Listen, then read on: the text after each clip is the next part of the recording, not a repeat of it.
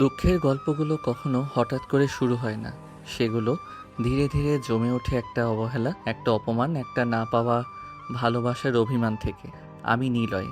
এই ভার্সিটির সবার চোখে আমি শুধু একটা এতিম ছেলে, যার না আছে বড় কোনো পরিচয়, না আছে পাশে দাঁড়ানোর মতো শক্ত পরিবার। শৈশবে বাবা মা দুজনকেই হারিয়েছিলাম এক ভয়ঙ্কর সড়ক দুর্ঘটনায়। সেদিন থেকে পৃথিবীটা আমার জন্য থেমে গিয়েছিল। আত্মীয়রা হয়তো কয়েকদিন চোখের জল ফেলেছিল, তারপর যার যার জীবনে ব্যস্ত হয়ে গিয়েছিল। এতিমখানার ছোট্ট সেই ঘরটাতে রাতের পর রাত আমি ছাদের দিকে তাকিয়ে ভাবতাম, আকাশটা কি সবার জন্য সমান, নাকি আমার ভাগে একটু কম নীল আকাশই বরাদ্দ। ভার্সিটিতে ভর্তি হওয়ার পর ভেবেছিলাম জীবনটা বদলাবে, কিন্তু এখানেও আমি একা। বন্ধুরা আছে, তবুও নেই। হাসি আছে, কিন্তু সেটা শুধু মুখে, মনে নয়। কেউ জানে না রাত গভীর হলে আমি এখনো দুঃস্বপ্ন দেখে ঘুম ভাঙি। কেউ জানে না আমার বুকের ভেতর জমে থাকা ঝড়টা কতটা ভয়ঙ্কর। সবাই ভাবে আমি শান্ত, চুপচাপ, নিরীহ একটা ছেলে। হয়তো তাই ভালো, কারণ তারা যদি জানতো আমার ভেতরের অন্ধকারটা কেমন, তাহলে হয়তো এই ভার্সিটির আকাশটা একদিন রক্তে রাঙা হয়ে যেত। দুঃখ মানুষকে ভাঙে না সব সময়। কখনো কখনো দুঃখই মানুষকে এমন কিছু বানিয়ে দেয়, এটা কল্পনারও বাইরে। আর আমার গল্পটা, এটা শুধু একটা এতিম ছেলের গল্প নয়, এটা সেই ছেলের গল্প যে একদিন নিজের ছায়াকেও ভয় পাইয়ে দিতে শিখেছিল।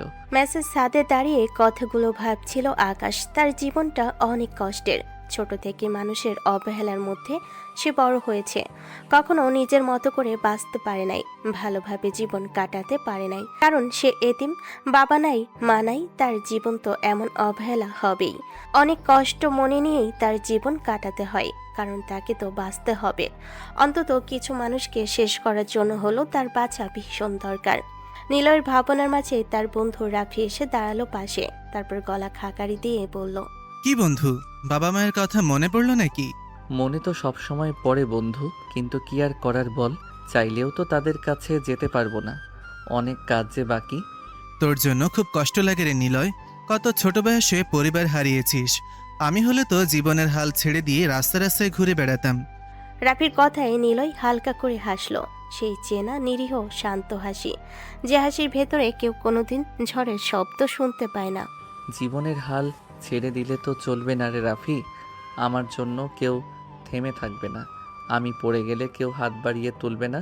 তাই নিজেকেই নিজের ভরসা হতে শিখেছি। আর রাস্তায় রাস্তায় ঘুরে বেড়ালে কী হতো বল? যারা আমার জীবনটা নষ্ট করেছে তারা তো তখন হাসতো। আমি চাই না কেউ হাসুক। আমি চাই একদিন তারা কাঁদুক, আমার মতো করে কাঁদুক। রাফি কিছুটা অবাক হয়ে তাকিয়ে থাকে নিলয়ের দিকে। এতদিনের বন্ধু, তবুও মাঝে মাঝে ওকে অচেনা লাগে। চোখ দুটোতে এমন এক শীতলতা, যেন ভিতরে কোথাও বরফ জমে আছে। তুই মাঝে মাঝে এমন কথা বলিস, ভয় লাগে রে। কাউকে শেষ করার কথা বললি একটু আগে। কি করতে চাস তুই? নিলয় ধীরে ধীরে ছাদের রেলিংয়ে হাত রাখলো। নিচে ভার্সিটির ক্যাম্পাস, হাসি, আড্ডা, প্রেম, স্বপ্নে ভরা এক পৃথিবী। আর সেই পৃথিবীর মাঝখানে দাঁড়িয়ে আছে সে, একটা ছায়া হয়ে। সব কথা জানার দরকার হয় না রাফি। কিছু হিসাব আছে, এগুলো সময় হলেই মেটাতে হয়। আর আমার জীবনের ক্যালেন্ডারে সেই সময়টা খুব দূরে নেই। তুই কোনো ঝামেলায় জড়াসনি তো নিলয়? আমি কিন্তু চাই না তুই কোনো খারাপ পথে যাস। নিলয় এবার মুখ ঘুরিয়ে সরাসরি তাকালো রাফির চোখে। চোখ দুটো শান্ত কিন্তু গভীর, ভীষণ গভীর। খারাপ পথ আর ভালো পথ বলে কিছু থাকে না রে। যার জীবনটা শুরুই হয়েছে অন্ধকার দিয়ে, তার কাছে আলো আর অন্ধকারের পার্থক্য খুব বেশি না। আমি শুধু আমার প্রাপ্যটা নিতে শিখেছি, আর সেটা নিতে যদি কঠিন হতে হয় তাহলে আমি কঠিনই হব। রাফি কিছু বলতে গিয়েও থেমে গেল। নিলয়ের কথাগুলো আজ অন্যরকম, ভয়ঙ্কর রকমের অন্যরকম। হঠাৎ নিলয়ের পকেটের ভেতর ফোনটা কেঁপে উঠল। স্ক্রিনে কোনো নাম নেই, শুধু একটা অচেনা নম্বর। নিলয়ের ঠোঁটের কোণে অদ্ভুত এক হাসি ফুটে উঠল। সে কল রিসিভ করে খুব নিচু গলায় বলল, হ্যাঁ, আমি কথা বলছি। সব প্রস্তুত তো? না, ভুল যেন না হয় এবার। আজ রাতেই কাজটা শেষ, চাই। কার সাথে কথা বললি? ক্লাসের একটা কাজ আছে, গ্রুপ প্রজেক্ট। রাফি অবাক হয়ে তাকিয়ে আছে। নিলয় কল কেটে স্বাভাবিক ভঙ্গিতে ফোনটা পকেটে ঢুকিয়ে দিল, কিন্তু তার চোখের ভেতর যে ঝলকটা ফুটে উঠল সেটা কোনো প্রজেক্টরের আলো না, সেটা ছিল প্রতিশোধের আগুন। রাতের খাওয়া শেষ করে দুজনই রুমে ফিরে এলো। ম্যাসের ছোট্ট ঘরটা, 2টা খাট, একটা টেবিল, বইয়ের স্তূপ আর দেওয়ালে টাঙ্গানো পরীক্ষার রুটিন। বাইরে করিডোরে হালকা শব্দ, কারোর হাসাহাসি, তারপর ধীরে ধীরে সব থেমে গেল। টেবিল ল্যাম্পের হলুদ আলোয় নিলয় বই খুলে বসেছে। রাফিও পাশে চেয়ারে বসে নোট খুলছে। দেখ তো ভাই, এই থিওরিটা আমি কিছুতেই বুঝতে পারছি না। স্যার যেভাবে বুঝাইছে মাথায় ঢুকছে না। এটা আসলে সহজ, তুই বেশি কমপ্লিকেট করে ভাবতেছিস। দেখ, এখানে মূল পয়েন্টটা হচ্ছে কনসেপ্ট ক্লিয়ার রাখা, মুখস্থ করে লাভ নাই। তুই না থাকলে আমারে দিয়ে ভার্সিটি পাস হতো না রে, তোর ব্রেইনটা আলাদা লেভেলের। ব্রেইন না রে, বাঁচার জন্য শেখা। আমার ভুল করার সুযোগ কম, তাই হিসাব করে চলতে হয়। দেখিস, একদিন তুই অনেক বড় কিছু হবি, তখন আমারে ভুলে যাস না যেন। নিলয় এবার তাকালো রাফির দিকে, চোখে অদ্ভুত এক দৃষ্টি। তারপর মুচকি হেসে শান্ত কণ্ঠে বলল, আমি কাউকে ভুলে যাই না রে। যারা পাশে থাকে তাদের তো কখনো না, আর যারা বিপক্ষে দাঁড়ায় তাদেরও না। এই জন্যই তোকে ভয় লাগে মাঝে মাঝে। ঘড়ির কাঁটা তখন রাত 12টা ছুঁইছি। পড়াশোনার ফাঁকে ফাঁকে দুজন টুকটাক গল্প করলো। ক্লাসের মেয়েদের নিয়ে মজা, স্যারের রাগী মুখ, আসন্ন পরীক্ষার টেনশন, সবকিছু এত স্বাভাবিক, এত সাধারণ, যেন এই ছেলেটার জীবনে কোনো ঝড় নেই। ধীরে ধীরে রাফির চোখ ভারী হয়ে এলো। আমি আর পারছি না রে, ঘুমাই। তুই এত রাত জাগিস না। ঘুমা, কাল ক্লাস আছে। রাফি বিছানায় গা এলিয়ে দিল। কিছুক্ষণের মধ্যেই ওর শ্বাস প্রশ্বাস ভারী হয়ে এলো। গভীর ঘুম। ঘরটা নিস্তব্ধ, শুধু দেওয়াল ঘড়ির টিকটিক শব্দ। নিলয় ধীরে ধীরে বই বন্ধ করলো, চশমাটা খুলে টেবিলে রাখলো, তারপর উঠে দরজার ভেতর থেকে লক করলো। তার চোখে শান্ত ভাবটা এক মুহূর্তেই বদলে গেল। মুখের কোমলতা সরে গিয়ে জায়গা করে নিল কঠিন শীতল এক অভিব্যক্তি। সে আলমারির নিচের লুকানো ডয়ারটা খুলল, ভেতর থেকে বের করলো একটা কালো হুডি, একটা গ্লাভস আর একটা ছোট্ট মেটালিক বাক্স। মোবাইলটা হাতে নিয়ে একটা বিশেষ অ্যাপ খুলল, সেখানে মাত্র একটা নাম জলজল করছে, এনকে। নিলয় ঠোঁটের কোণে ধীরে ধীরে একটা ভয়ঙ্কর হাসি ফুটিয়ে তুলল।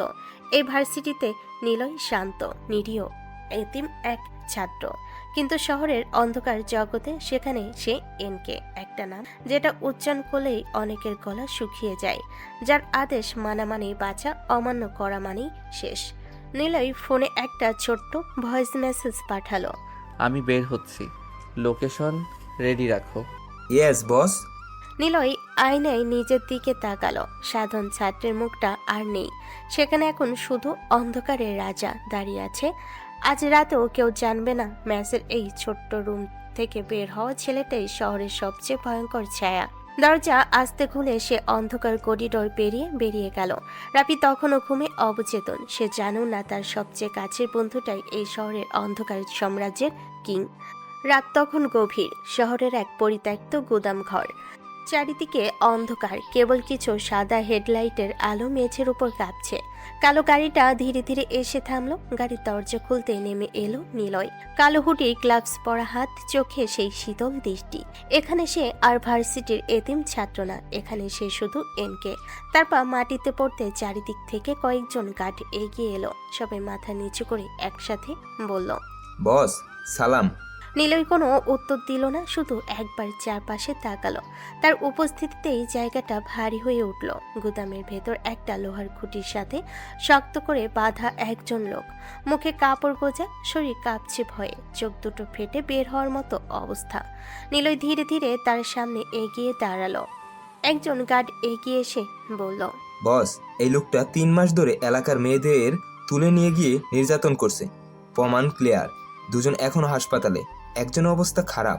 নিলয়ের চোয়াল শক্ত হয়ে গেল, চোখের কোণে রাগ নেই, শুধু নীরবতা। নিলয় নিচু হয়ে লোকটার মুখ থেকে কাপড়টা টেনে খুলে দিল। লোকটা হাঁপাতে হাঁপাতে বলল, ভাই ভুল হয়ে গেছে, আমাকে ছেড়ে দেন, আমি টাকা দিব, অনেক টাকা দিব। টাকা? তুই কি ভাবছিস সব কিছু টাকায় মাপা যায়? যে মেয়েগুলোর জীবন নষ্ট করেছিস তাদের সম্মান কি টাকায় ফিরিয়ে দিবি? আমি আর করব না, কসম, ভুল হয়ে গেছে। নিলয় ধীরে ধীরে দাঁড়ালো।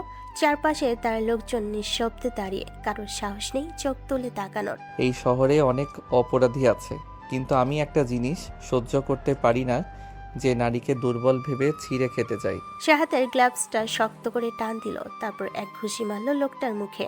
রক্ত ছিটকে পড়ল মেঝেতে। লোকটা চিৎকার করে উঠল। নিলয়ের গলা আরো ঠান্ডা হয়ে এলো। তুই জানিস আমি এতিম, আমি জানি অসহায় হওয়া কাকে বলে, আর তাই অসহায়দের উপর অত্যাচার দেখলে আমার হাত থামে না। সে নিজের হাতে শাস্তি দিতে শুরু করলো। প্রতিটা আঘাত ছিল হিসেব করে, রাগে না, উত্তেজনায় না, বরং এক অদ্ভুত শীতল ন্যায়বোধ থেকে। গার্ডরা নীরবে দাঁড়িয়ে রইল, কারণ তারা জানে আজ বস নিজেই শাস্তি দিচ্ছে। কিছুক্ষণ পর নিলয় থেমে গেল। লোকটা আদমরা হয়ে ঝুলে আছে। নিলয় গম্ভীর গলায় বলল, ওর চোখ তুলে ফেলো, এটা যেন শেষ হয়। এই শহরে আর কোনো মেয়ের চোখে যেন এই লোকটার জন্য ভয় না থাকে। আন্ডারস্টুড বস। নিলয় পিছন থেকে হাঁটতে শুরু করলো। তার জুতার শব্দ গুদামের ভেতর প্রতিধ্বনি তুলছে। সে আইন না, সে আদালত না, কিন্তু অন্ধকার জগতে সেই শেষ কথা। ভার্সিটিতে সে নিরীহ নিলয়, কিন্তু শহরের ছায়ে সে সেই বিচারক যার রায়ে আপিল করার সুযোগ নেই। গাড়িতে উঠে বসতে তার ফোনে একটা মেসেজ এলো, টার্গেট ক্লিয়ার। নিলয় চোখ বন্ধ করলো এক মুহূর্তের জন্য। তার ভেতরে অন্ধকারটা আরো গভীর হলো, কারণ এটাই শুরু। শহর এখনো জানে না ছদ্মবেশী মাফিয়া কিং তার রাজত্ব বিস্তার করতে শুরু করেছে। রাতের অন্ধকার গিলে খেয়ে আবারও শহরটাকে স্বাভাবিক করে দিল। নিলয়ের গাড়িটা ম্যাসের গলিতে ঢুকতে সে চারপাশে একবার তাকালো। সব নিঃশব্দ, সব শান্ত, যেন এই শহরে কোনো ঝড় বয়ে যায়নি। সে আস্তে করে রুমের দরজা খুলল। রাফি তখনও গভীর ঘুমে। নিলয় আলমারিতে লুকানো জায়গাটায় কালো হুডি, গ্লাভস আর সেই মেটালিক বাক্সটা রেখে দিল। প্রতিটা জিনিস আগের মতো গুছিয়ে রাখলো, যেন কোনোদিন বেরই হয়নি। তারপর বাথরুমে ঢুকে মুখে পানি দিল। আয়নায় নিজের চোখের দিকে তাকালো। কিছুক্ষণ আগে যে চোখে ছিল কঠিন শীতলতা, এখন সেখানে আবার ফিরে এসেছে সেই শান্ত নিরীহ ছেলের চাহনি। সে ধীরে ধীরে বিছানায় শুয়ে পড়ল, চোখ বন্ধ করলো, কিন্তু ঘুম এলো না। অন্যদিকে সেই পরিত্যক্ত গুদাম ঘরে রাতের নীরবতা হঠাৎ ভেঙে গেল। একটা ভয়ার্ত অসহায় চিৎকার বাতাসে ছড়িয়ে পড়ল। লোকটা মাটিতে পড়ে কাঁপছে। তার দুই চোখ অন্ধকারে চিরতরে ডুবে গেছে, যেন তাকে শেখানো হয়েছে যে চোখ মেয়েদের দিকে নোংরা দৃষ্টিতে তাকায়, সে চোখ এই পৃথিবী দেখার যোগ্য না। গার্ডদের একজন নিচু গলায় বলল, বসের আদেশ ছিল সে যেন আর কখনো কোনো মেয়ের দিকে তাকাতে না পারে। শহরের রাত গিলে ফেল, কেউ কিছু জানলো না। সকাল হলো, ড্রয়িং রুমে সোফায় বসে আখির বাবা চাহাতে টিভি দেখছিলেন। হঠাৎ ব্রেকিং নিউজ ভেসে উঠল। এক ভয়ঙ্কর অপরাধীকে অজ্ঞাত এক ব্যক্তি নির্মম শাস্তি দিয়েছে। শহরে আবারও সক্রিয় রহস্যময়ী এমকে। সে কে? কেন বারবার আইন নিজের হাতে তুলে নিচ্ছে? টিভির পর্দা ঝাপসা করে দেখানো হলো আহত লোকটাকে। নিউজ রিপোর্টার বলছে, অভিযুক্ত ব্যক্তি একাধিক নারী নির্যাতনের সঙ্গে জড়িত ছিল, তবে তাকে যেভাবে শাস্তি দেওয়া হয়েছে তা অত্যন্ত নির্মম। আকি পাশ দিয়ে যাচ্ছিল, হঠাৎ পর্দার দিকে তাকিয়ে তার চোখ আটকে গেল। সে আরো কাছে গিয়ে তাকালো। রিপোর্টার বলছে, তার দুই চোখ উপড়ে ফেলা হয়েছে। আব্বু, এটা কি? আহ! কি হলো আখি? ওর চোখ তুলে ফেলছে। এটা মানুষ করতে পারে? এনকে সে কে জানে না, কিন্তু সে অপরাধীদের শাস্তি দেয়। কেউ বলে সে অপরাধী, কেউ বলে সে ছায়ার বিচারক। আকির বুকের ভেতর কাঁপুনি শুরু হলো। তার মনে অদ্ভুত এক ভয় ঢুকে গেল। সে ফিসফিস করে বলল, যদি সে ভুল কাউকে শাস্তি দেয়, যদি সে একদিন নিরীহ কারোর পেছনে লাগে? টিভি স্ক্রিনে আবারও ভেসে উঠল শহরে আতঙ্ক, কিন্তু একই সাথে এক ধরনের রহস্যময় নিরাপত্তা বোধ কাজ করছে সাধারণ মানুষের মাঝে, কারণ অপরাধীরা এখন ভয়ে কাঁপছে। আর ম্যাসের ছোট্ট রুমে নিলয় তখন ঘুম থেকে উঠে নিরীহ চোখে হাই তুলছে। রাফি বলল, এই শুনেছিস, কাল রাতে আবার সেই এনকে আর একটা কেস শেষ করেছি। সত্যি? তার ঠোঁটের কোণে খুব ক্ষীণ একটা হাসি ফুটে উঠল, যেটা কেউ খেয়াল করলো না। শহর জুড়ে একটাই প্রশ্ন, কে এনকে? কেন সে অপরাধীদের এভাবে শাস্তি দেয়? সকালের আলো জানালা দিয়ে ভেতরে ঢুকছে। ম্যাসের রুমটা আবার সেই চেনা সাধারণ জীবনের পরিবেশে ভরে গেছে। রাফি বিছানায় আদর্শা হয়ে মোবাইলে নিউজ দেখছে। হঠাৎ সে উত্তেজিত গলায় বলে উঠল, যাই বলিস নিলয়, লোকটা কিন্তু হেব্বি। মানে অপরাধ করলে এমন শাস্তি, একদম সিনেমার মতো। সিনেমা না রে, বাস্তবের চেয়েও বাস্তব। দেখ না ভাই, সবাই ভয় পাচ্ছে, আবার অনেক খুশিও হয়েছে। লোকটা যেমনই হোক, অপরাধীদের ছাড় দিচ্ছে না। এই সাহস লাগে রে। নিলয়ের আঙ্গুলের বইয়ের পাতায় থেমে গেল, চোখে এক মুহূর্তের জন্য সেই পরিচিতি শীতল ঝলক ফুটে উঠল। নিলয় ধীরে ধীরে বলল, একজন অপরাধীও বাঁচতে পারবে না। যে অন্যায় করবে তার শাস্তি হবেই। তুই এত শিওর কিভাবে? আরে এমনি বললাম, দেখ না যেভাবে প্রতিদিন অপরাধীদের শাস্তি দিচ্ছে, মনে হয় যেন হিসাব করে এগোচ্ছে। একদিন সব অপরাধী শেষ হয়ে যাবে। আমি কিন্তু চাই লোকটা ধরা না পড়ুক, কারণ আইন তো সবসময় টাকা আর ক্ষমতার কাছে হেরে যায়। কিন্তু এই এনকে কারো কথা শোনে না। আইন অন্ধ হতে পারে, কিন্তু বিচার কখনো অন্ধ হয় না। কেউ না কেউ তো থাকবে যে হিসাবটা মিলিয়ে দেবে। তুই না মাঝে মাঝে এমন ডায়লগ মারিস, মনে হয় তুই সেই এনকে। কথাটা শুনে এক মুহূর্তের জন্য সময় যেন থমকে গেল। নিলয় স্থির দৃষ্টিতে রাফির দিকে তাকালো, তারপর হেসে ফেলল। পাগল নাকি? আমি তো নিজের টিউশনির টাকায় মাস চালাই। এনকে হলে কি এই মেসে থাকতাম? সেটাও ঠিক, তোর মতন শান্ত ছেলের পক্ষে এসব সম্ভব না। নিলয় আবার বইয়ের দিকে চোখ নামিয়ে নিল, কিন্তু তার ঠোঁটের কোণে ধীরে ধীরে ফুটে উঠল এক গভীর রহস্যময় হাসি। সবার সামনে সে নিরীহ, বন্ধুর কাছে সাধারণ, সমাজের চোখে এতিম এক ছাত্র, কিন্তু তার ভেতরে যে অন্ধকার জেগে উঠেছে, সেই অন্ধকার থামার জন্য জন্মায়নি। রাফি জানে না সে যাকে নিয়ে গল্প করছে, যার সাহসের প্রশংসা করছে, সে ঠিক তার সামনেই বসে আছে। আর নিলয় মনে মনে প্রতিজ্ঞা করল, এই শহরে অন্যায়ের শ্বাস যতদিন আছে, এনকে ততদিন ছায়া হয়ে থাকবে। সকালের আলো পুরোপুরি ছড়িয়ে পড়েছে শহরের আকাশে। মেসের ছোট্ট ডাইনিং স্পেসে আজও সেই চেনা গন্ধ, ডাল ভাজি আর গরম রুটির ধোয়া। নিলয় আর রাফি পাশাপাশি বসে নাস্তা করছে। সবকিছু এত স্বাভাবিক, এত সাধারণ, যেন গত রাতটা ছিল একেবারে নিরীহ, কোনো অন্ধকারের ছায়া ছাড়া। এই ডালটা আজকে একটু ভালোই হয়েছে মনে হয়, কাল তো একদম পানির মতন ছিল। মেসের রান্নায় বেশি আশা করা ঠিক না, খেয়ে বেঁচে থাকাই বড় কথা। আজকে কিন্তু প্রথম ক্লাসে কুইজ নিতে পারি, আমি কিন্তু কিছুই পড়ি নাই ঠিক মতো। আমি তোকে রাতে বলছিলাম আর একটু পড়তে। এখন টেনশন করে লাভ কি? যা পড়েছিস সেটা নিয়েই আত্মবিশ্বাসী থাক। তোর জন্য সহজ, তুই তো একবার পড়লেই তোর মাথায় ঢুকে যায়। নিলয় চুপ করে গেল। সে কখনো কাউকে বলে না, তার মাথায় শুধু বইয়ের পড়া না, আরো অনেক হিসাব জমা থাকে। নাস্তা শেষ করে দুজন একসাথে বের হলো। ম্যাসের গলি পেরিয়ে রোদ ঝলমলে রাস্তায় হাঁটছে। চারপাশে ছাত্রীদের ভিড়, কেউ রিকশায়, কেউ হেঁটে, কেউ হাসতে হাসতে গল্প করছে। দেখ, আজকে আখিরা হয়তো আগেই চলে আসবে। কালকে ওরা ক্যান্টিনে বসে অনেক আলোচনা করেছিল এনকে নিয়ে। মানুষ রহস্য পছন্দ করে, যাকে চেনে না তাকে নিয়ে বেশি কথা বলে। তুই আবার শুরু করলি, সবকিছুর মধ্যে গভীর কথা ঢুকাতে হয়। নিলয় মৃদু হাসলো, হাঁটতে হাঁটতে আকাশের দিকে একবার তাকালো। রোদে তার মুখে একবারে সাধারণ এক ছাত্রের ছাপ। কেউ দেখলে বলবে স্বপ্ন আর সংগ্রামে বেঁচে থাকা এক ছেলেই তো। ভার্সিটির গেটের সামনে পৌঁছে দুজন থামলো। ভেতরে ঢুকতেই কোলাহল, বন্ধুত্ব, ক্লাসের তারা, সব মিলিয়ে এক অন্য জগৎ। চল আজকে ক্যান্টিনে চা আমার তরফ থেকে, কুইজ ভালো দিলে তোকে ট্রিট দিব। আগে কুইজ বাঁচা, তারপর ট্রিটের চিন্তা কর। দুজন পাশাপাশি হেঁটে ক্লাসরুমের দিকে এগিয়ে গেল। সবকিছু এত স্বাভাবিক, এত সাধারণ। এই ভিড়ের মাঝে হাঁটছে এনকে। কেউ জানে না গত রাতের অন্ধকার আর সকালের আলো। এই মানুষের দুইটা মুখ। ভার্সিটির করিডর ভরে গেছে ছাত্র ছাত্রীদের কোলাহলে। কেউ হাসছে, কেউ দৌড়ে ক্লাসে ঢুকছে, কেউ শেষ মুহূর্তে নোট দেখে নিচ্ছে। নিলয় আর রাফি একসাথে ক্লাসরুমে ঢুকলো।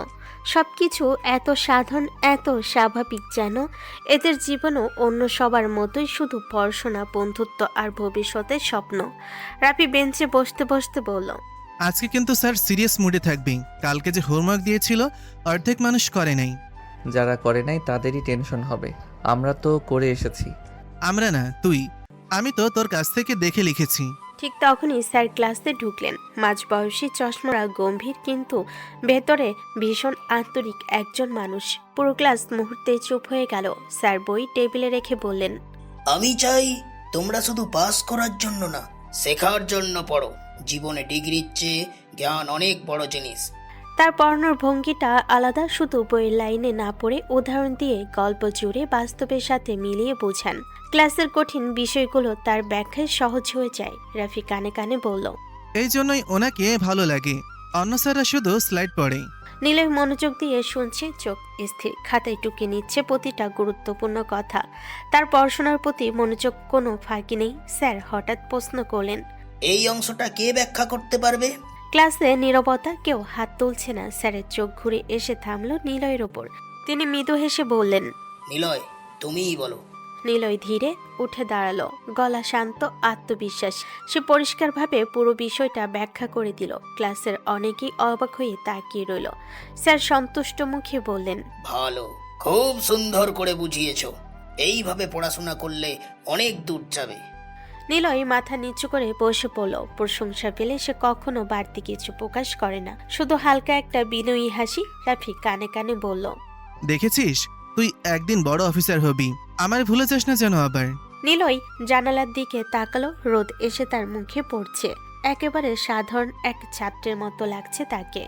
নিলয় ধীরে বলল, ভবিষ্যৎ কি হবে জানি না, তবে নিজের জায়গা একদিন ঠিকই করে নেব। ক্লাস চলতে থাকলো। চকের ঘষঘষি শব্দ, খাতায় কলমের টুকটাক আওয়াজ, মাঝে মাঝে স্যারের কড়া দৃষ্টি, সব মিলিয়ে একদম স্বাভাবিক এক সকাল।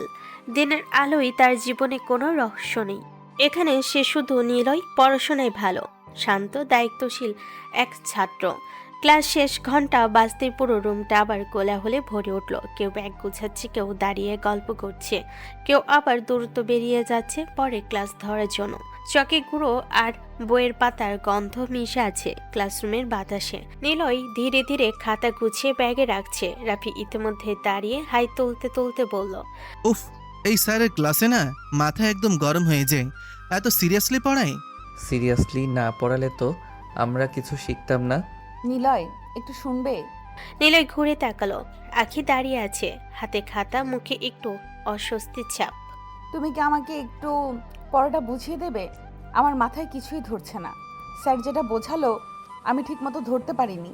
এই সুযোগটা মিস করিস না কিন্তু, টপার স্যার নিজে পড়াবে। চুপ থাকতো।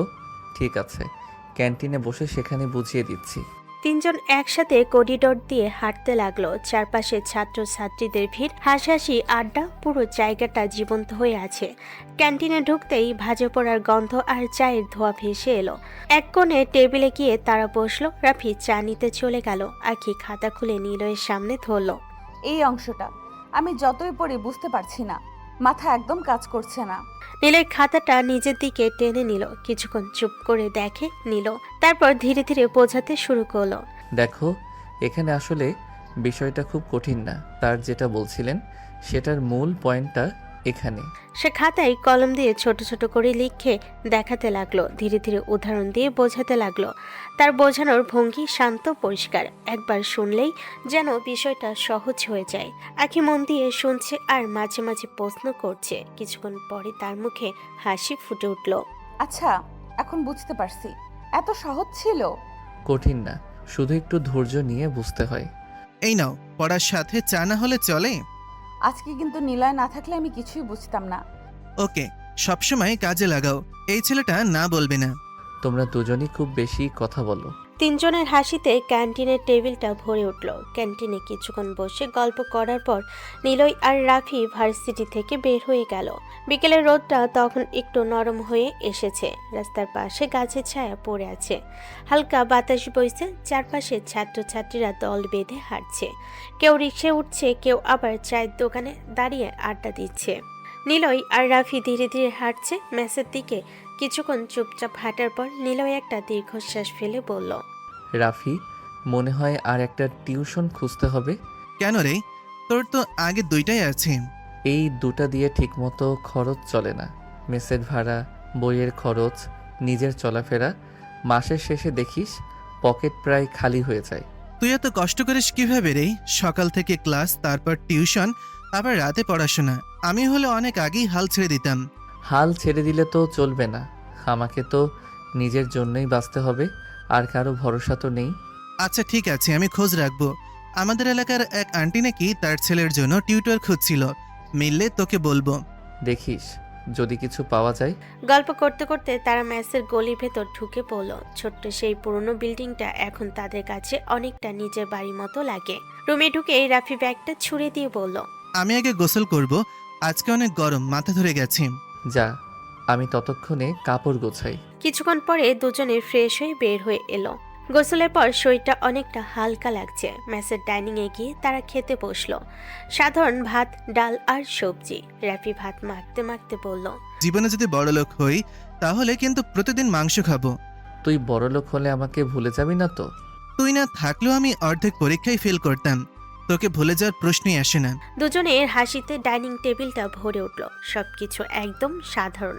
দুজন ছাত্রের স্বাভাবিক জীবন, পড়াশোনা, টিউশন, টাকার চিন্তা আর ছোট ছোট স্বপ্ন। নিলয়কে দেখলে কেউ বুঝতেই পারবে না এই ছেলেটার জীবনে অন্য কোনো অন্ধকার গল্প আছে।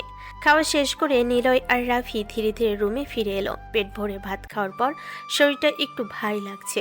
বাইরে বিকেলের আলো ধীরে ধীরে নরম হয়ে আসছে। রুমের ছোট্ট জানালা দিয়ে হালকা বাতাস ঢুকছে। রাফি বিছানায় গা এলিয়ে দিয়ে বলল, উফ, খাওয়ার পর না চোখে ঘুম চলে আসি। আজকে যদি আর কোথাও যেতে না হতো তাহলে এক ঘুমে সন্ধ্যা করে দিতাম। তোর তো কোনো কাজই নাই, ঘুমানোই তোর প্রধান দায়িত্ব। এই জন্যই তো তোর সাথে বন্ধুত্ব, তুই কষ্ট করবি আর আমি গল্প করব। দুজনেই একটু হেসে নিল। তারপর কিছুক্ষণ চুপচাপ রুমে বিশ্রাম নিল। নিলয় বিছানায় শুয়ে চোখ বন্ধ করলো। তার মাথায় নানা চিন্তা ঘুরপাক খাচ্ছে। টাকা, পড়াশোনা, ভবিষ্যৎ। কিছুক্ষণ পরে সে উঠে বসলো। ঘড়ির দিকে তাকিয়ে বলল, আমাকে বের হতে হবে, টিউশনে দেরি হয়ে যাবে। যা, ভালো করে পড়িস আর ফেরার সময় আমার জন্য একটা চা নিয়ে আসিস।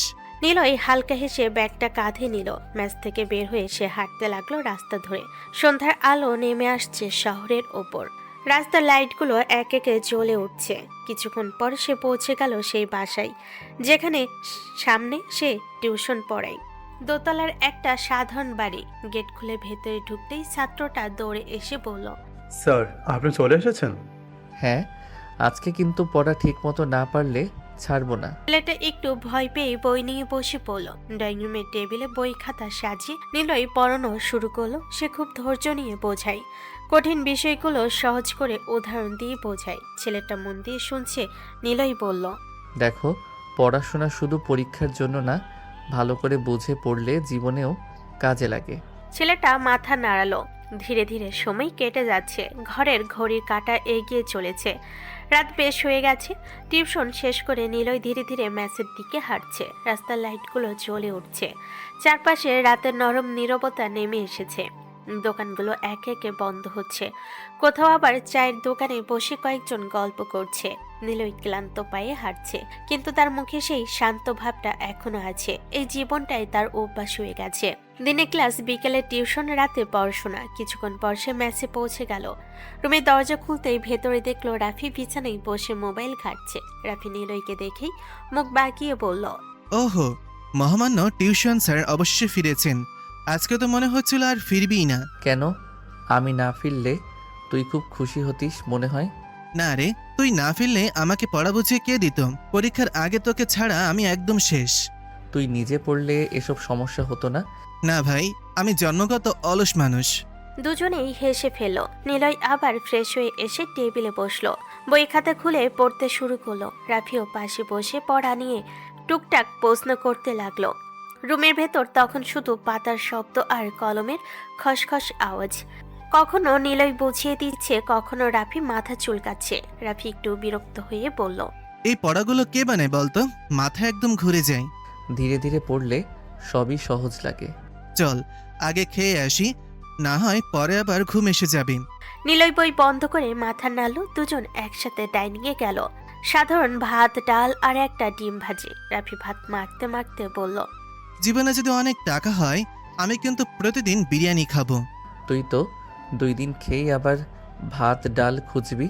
হতে পারে, কিন্তু স্বপ্ন দেখতে তো আর দোষ নেই। এই ছোট ছোট মুহূর্তগুলোই যেন তাদের জীবনে সরল আনন্দ লুকিয়ে আছে। নিলয়কে দেখলে কেউ বুঝতে পারবে না এই সাধারণ ছেলেটার জীবনে রাত নামলেই আরেকটা গল্প শুরু হয়। একটা অন্ধকার গল্প যেখানে ন্যায় আর প্রতিশোধের সীমারেখা খুব সূক্ষ্ম। রাত ধীরে ধীরে গভীর হয়ে উঠছে। চারিদিকে এক অদ্ভুত ধরনের নীরবতা নেমে এসেছে। শহরের ব্যস্ত রাস্তা, গাড়ির হর্ন, মানুষের ভিড় সব যেন ধীরে ধীরে ক্লান্ত হয়ে গেছে। ম্যাচের ছোট্ট রুমে তখনও আলো জ্বলছে। টেবিলের ওপর বইয়ের স্তূপ, খাতার পাতা উল্টে যাচ্ছে হালকা বাতাসে। খাওয়া শেষ করে নিলয় আবার পড়তে বসেছে। সামনে খোলা মোটা একটা বই, হাতে কলম, চোখে সেই মনোযোগ। রাফি তখন পাশে খাটে আদশাও হয়ে বই দেখছিল ঠিকই, কিন্তু তার চোখে ঘুমের ছাপ স্পষ্ট হয়ে উঠছিল। রাফি হাই তুলে বলল, দোস্ত, তুই মানুষ না রোবট? এত পড়াশোনা কিভাবে করিস বলতো? রোবট হলে তো ভালোই হতো, তাহলে অন্তত ঘুম পেত না। সত্যি বলছি দোস্ত, তোর ধৈর্য দেখে অবাক হই। সারাদিন ভার্সিটি, তারপর টিউশন, তারপর আবার এত রাত জেগে পর্যন্ত পড়া। এভাবে মানুষ টিকে থাকে কিভাবে? কিছু স্বপ্ন থাকে রাফি, যেগুলো পূরণ না হওয়া পর্যন্ত মানুষ থামতে পারে না। রাফি আর কিছু বলল না, সে শুধু মাথা নেড়ে আবার বইয়ের দিকে তাকালো। কিন্তু কয়েক মিনিটের মধ্যেই তার চোখ বুজে এলো। ধীরে ধীরে বইটা তার হাত থেকে গড়িয়ে খাটের পাশে পড়ে গেল।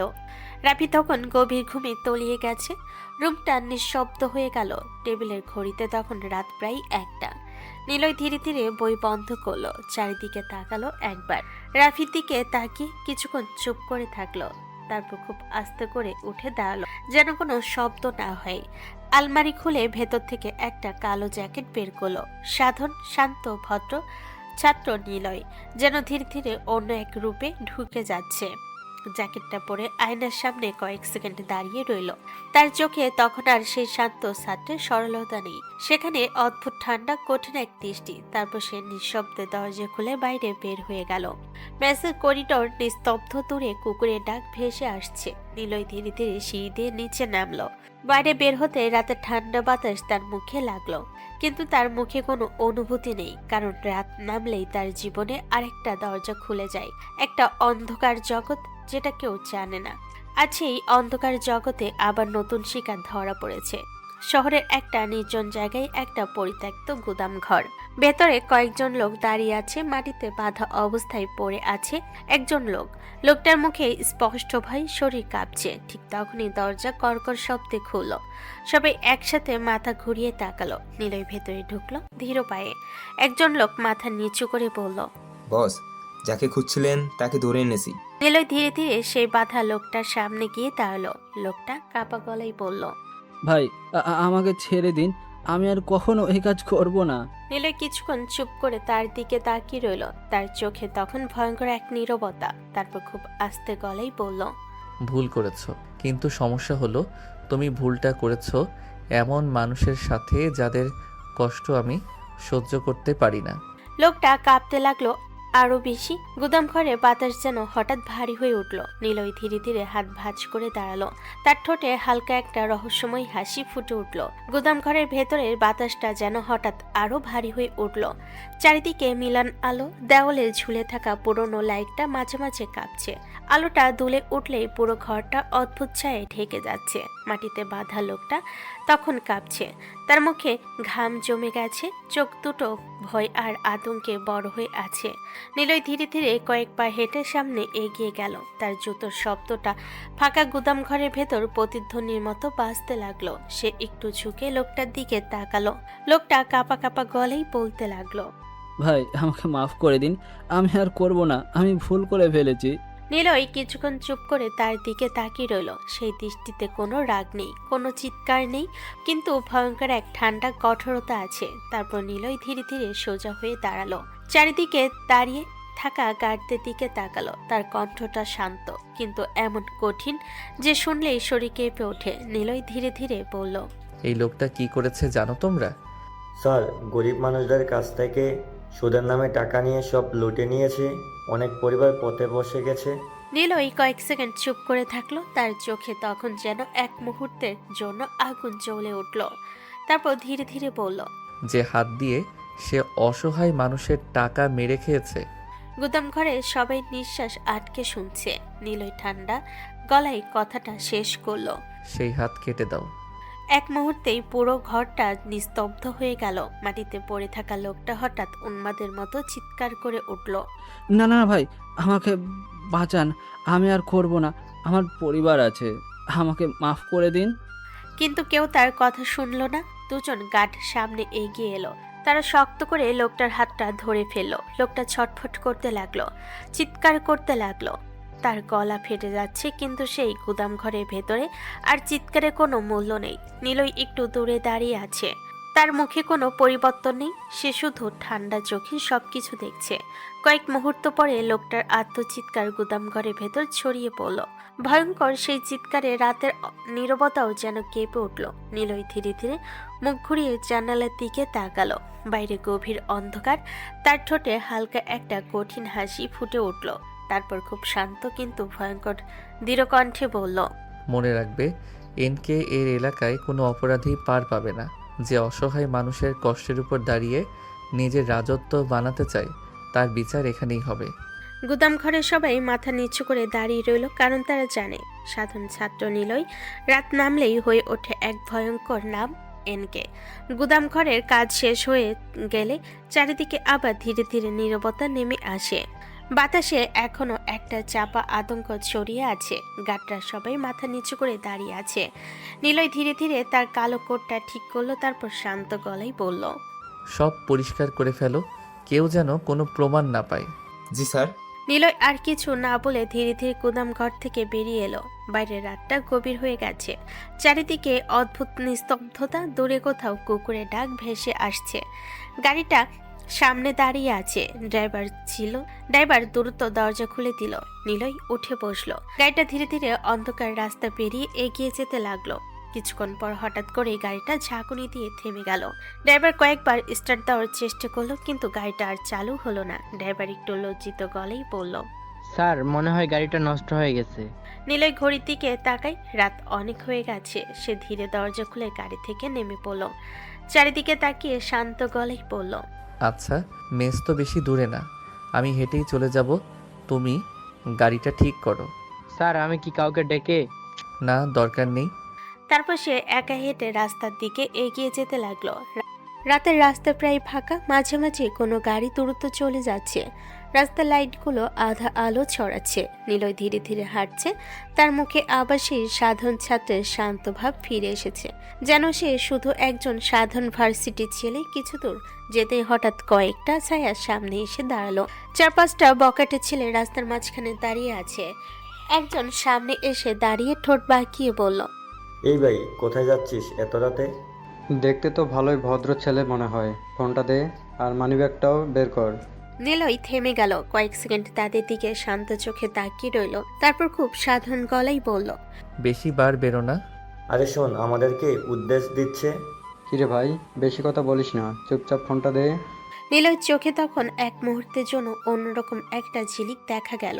সে ধীরে ধীরে পকেট থেকে ফোনটা বের করলো। ছেলেগুলো ভাবলো সে হয়তো ভয় পেয়ে ফোন দিচ্ছে, কিন্তু নিলয় ফোনটা কানে তুলে খুব শান্ত গলায় বলল, হ্যালো। জি স্যার। নিলয় চোখ না সরিয়ে সামনে দাঁড়িয়ে থাকা ছেলেগুলোর দিকে তাকিয়ে বলল, লোকেশন পাঠাচ্ছি। এখানে কয়েকটা ছেলে আছে, খুব রাত জেগে ঘোরাঘুরি করতে ভালোবাসে, ওদের একটু গুদামে নিয়ে যাও। কথাটা বলে সে ফোনটা কেটে দিল। ছেলেগুলো প্রথমে হেসে উঠল। একজন বলল, কি রে, কাকে ফোন দিলি? পুলিশ? এইসব নাটক করে লাভ নেই, ফোনটা দে। তার কথা শেষ হওয়ার আগে দূর থেকে কয়েকটা কালো গাড়ি এসে থামলো। দরজা খুলে কয়েকজন কালো পোশাকের মানুষ নেমে এলো। তাদের চোখে মুখে এমন ভয়ঙ্কর কঠোরতা যে মুহূর্তে পরিবেশটাও বদলে গেল। পকেটের ছেলেগুলো থমকে গেল। নিলয় তখন শান্তভাবে তাদের পাশ কাটিয়ে হাঁটা শুরু করলো। পেছন থেকে শুধু আতঙ্কিত চিৎকার ভেসে আসতে লাগলো, কিন্তু নিলয় একবারও পেছনে তাকালো না, কারণ সে জানে যারা অন্যায় করে তাদের বিচার একদিন না একদিন হবেই। কালো গাড়িগুলো থামার সাথে সাথে মুহূর্তের মধ্যে সবকিছু বদলে গেল। কিছুক্ষণ আগেও যারা রাস্তার মাঝে দাঁড়িয়ে বুক ফুলিয়ে দাপট দেখাচ্ছিল, সেই বকাটে ছেলেগুলো এখন ভয়ে কাঁপছে। গাড়িটা এক মুহূর্ত দেরি করলো না, শক্ত হাতে তাদের ধরে টেনে হিসে গাড়ির ভেতর তুলে ফেললো। একজন ছেলেটা চিৎকার করে উঠল, এই এই, আমাদের কোথায় নিয়ে যাচ্ছ? ছাড়ো। কিন্তু কেউ তার কথা শুনলো না। গাড়ির দরজা জোরে বন্ধ হয়ে গেল। তারপর দ্রুত অন্ধকারের রাস্তা পেরিয়ে গাড়িগুলো ছুটে চলো সেই পুরনো গুদাম ঘরের দিকে, যেখানে অনেক অপরাধী সে চিৎকার মিলিয়ে গেছে রাতের অন্ধকারে। কিছুক্ষণ পর গাড়ি গিয়ে থামলো গুদামের সামনে। লোহার দরজাটা খুলতেই ভেতরে অন্ধকার আর ঠান্ডা বাতাস যেন হঠাৎ করে শরীর কাঁপিয়ে দিল। গার্ডরা ছেলেগুলোকে টেনে হিঁচড়ে ভেতরে নিয়ে গেল। তারপর কোনো কথা না বলে একজন গার্ড হঠাৎ করে একটা ঘুষি বসিয়ে দিল একজনের মুখে। ছেলেটা মাটিতে পড়ে গেল। আরেকজন গার্ড লাথি মারতে মারতে বলল, মানুষের জিনিস হাতাতে খুব ভালো লাগে, তাই না? রাতে নিরহ মানুষের রাস্তা আটকাতে খুব মজা লাগে, এবার দেখবি কেমন লাগে। এরপর যেন ঝড় নেমে এলো তাদের উপর। গার্ডরা ইচ্ছে মতো মারতে শুরু করলো। কেউ ঘুষি মারছে, কেউ লাথি দিয়ে আঘাত করছে, কেউ আবার টেনে তুলে আবার ফেলে দিচ্ছে। গুদাম ঘরের ভেতর শুধু ধূপধাপ শব্দ আর মানুষের আর্তনাদ ভেসে উঠতে লাগলো। একজন কাঁদতে কাঁদতে বলল, ভাই মাফ করে দেন, আর করবো না, প্লিজ ছাড়েন। আমরা ভুল করেছি ভাই, আর কখনো করব না। কিন্তু গার্ডদের চোখে তখন কোনো দয়া নেই। গার্ড ঝুঁকে ঠান্ডা গলায় বলল, ভুল করার আগে ভাবা উচিত ছিল। যখন নিরীহ মানুষকে ভয় দেখাচ্ছিলি তখন তো খুব সাহস ছিল, এখন কাঁদছিস কেন? আজ বুঝবি অন্যের কষ্ট কাকে বলে।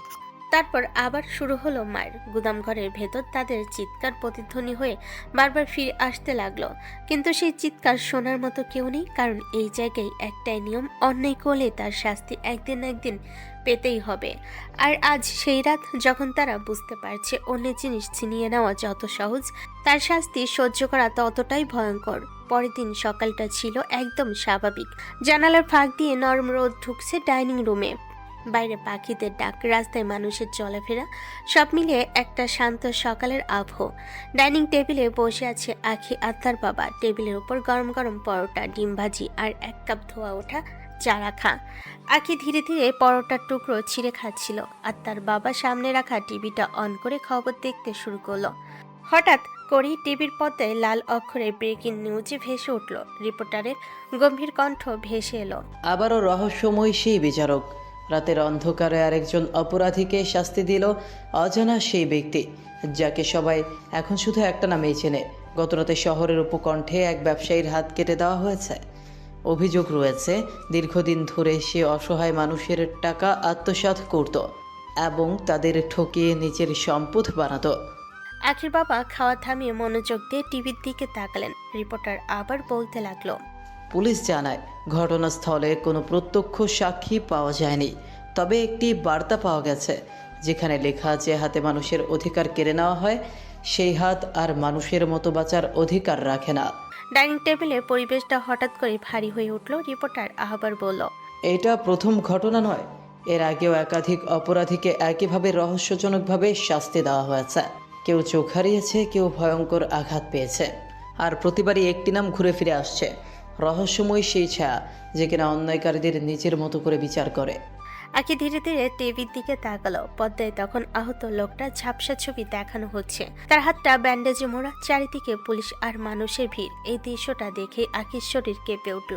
তার হাতের চামচটা থেমে গেল মাঝে আকাশে। সে হঠাৎ করে ফিসফিস করে বলল, বাবা, এটা খুব ভয়ঙ্কর না? ভয়ঙ্কর তো বটে, কিন্তু আবার ভাবলেও মনে হয় যারা মানুষের জীবন নষ্ট করে তাদের জন্য হয়তো এই শাস্তিই দরকার। তবু মানুষটা কে বাবা? সে কেন এসব করছে? সেটাই তো সবচেয়ে বড় রহস্য। কেউ জানে না সে কে, কেউ তাকে দেখেও নি ঠিক মতো। শুধু সবাই জানে যেখানেই অন্যায় হবে সেখানেই হয়তো একদিন হঠাৎ করে হাজির হবে সে অদৃশ্য বিচারক।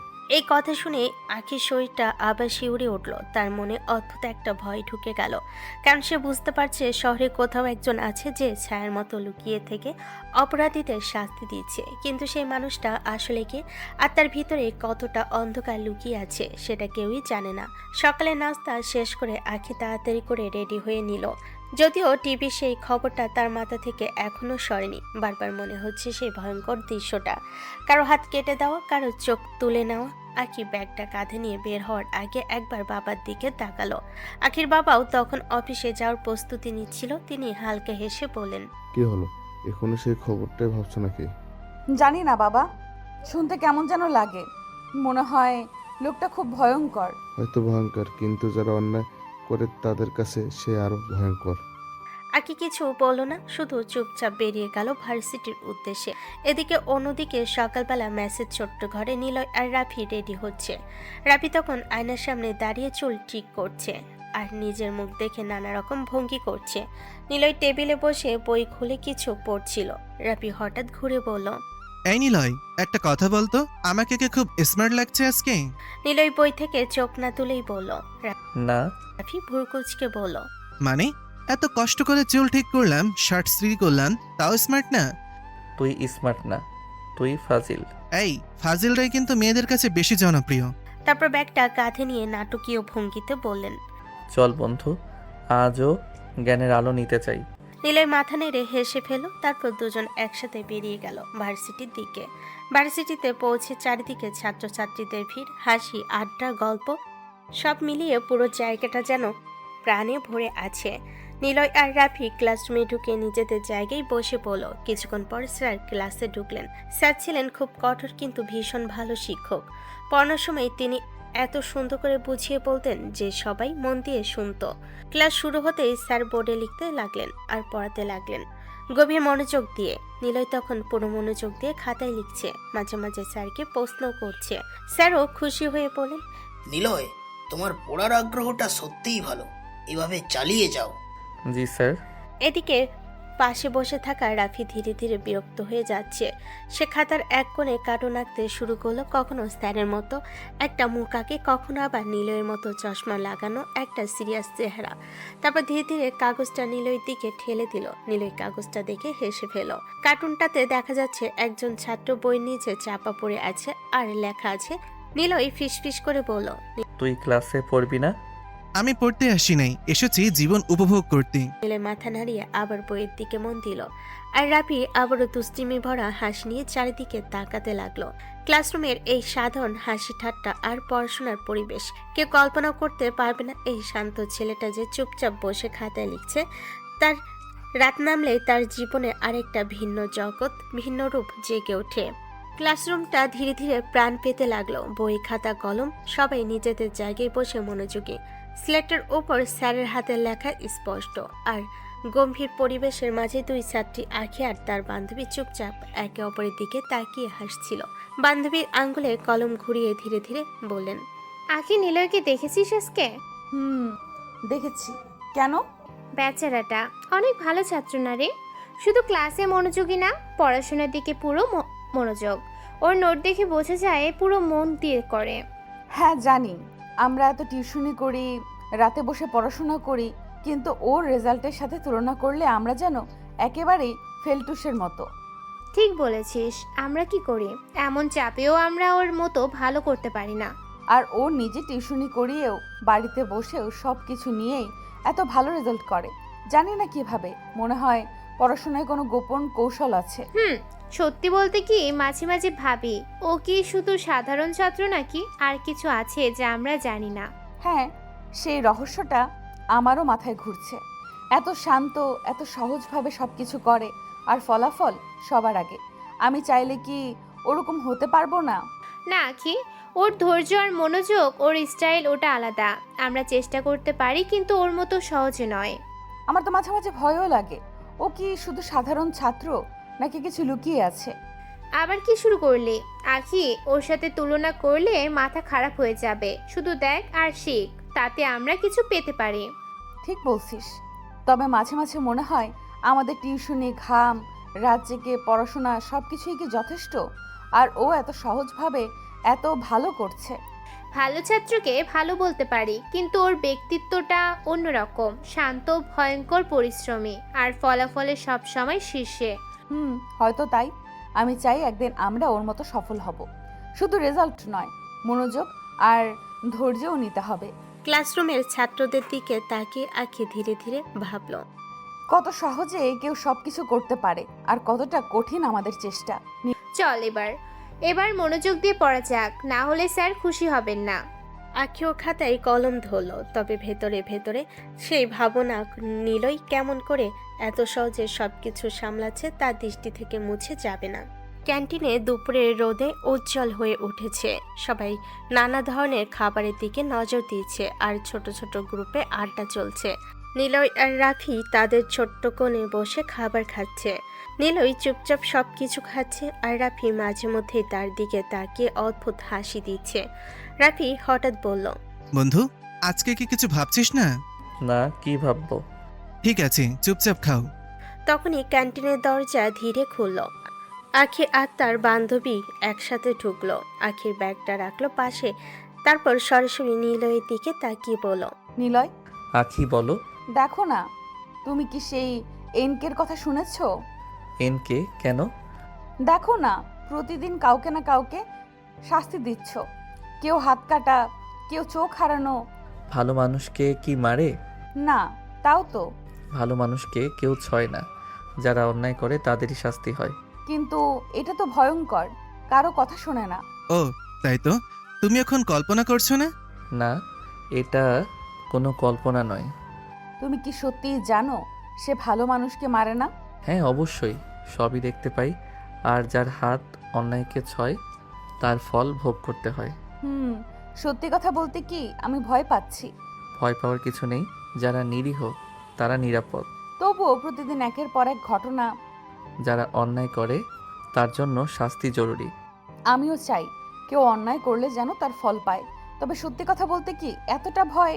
ভয় শুধু দেখে রাখো, যারা অন্যায় করে তারাই ভয় পাবে, আর ভালো মানুষ নিরাপদ থাকবে। আকি তার কথার প্রতি কিছুটা শান্ত হলো, চোখে এখনো কৌতূহল আর ভয় মিশে আছে।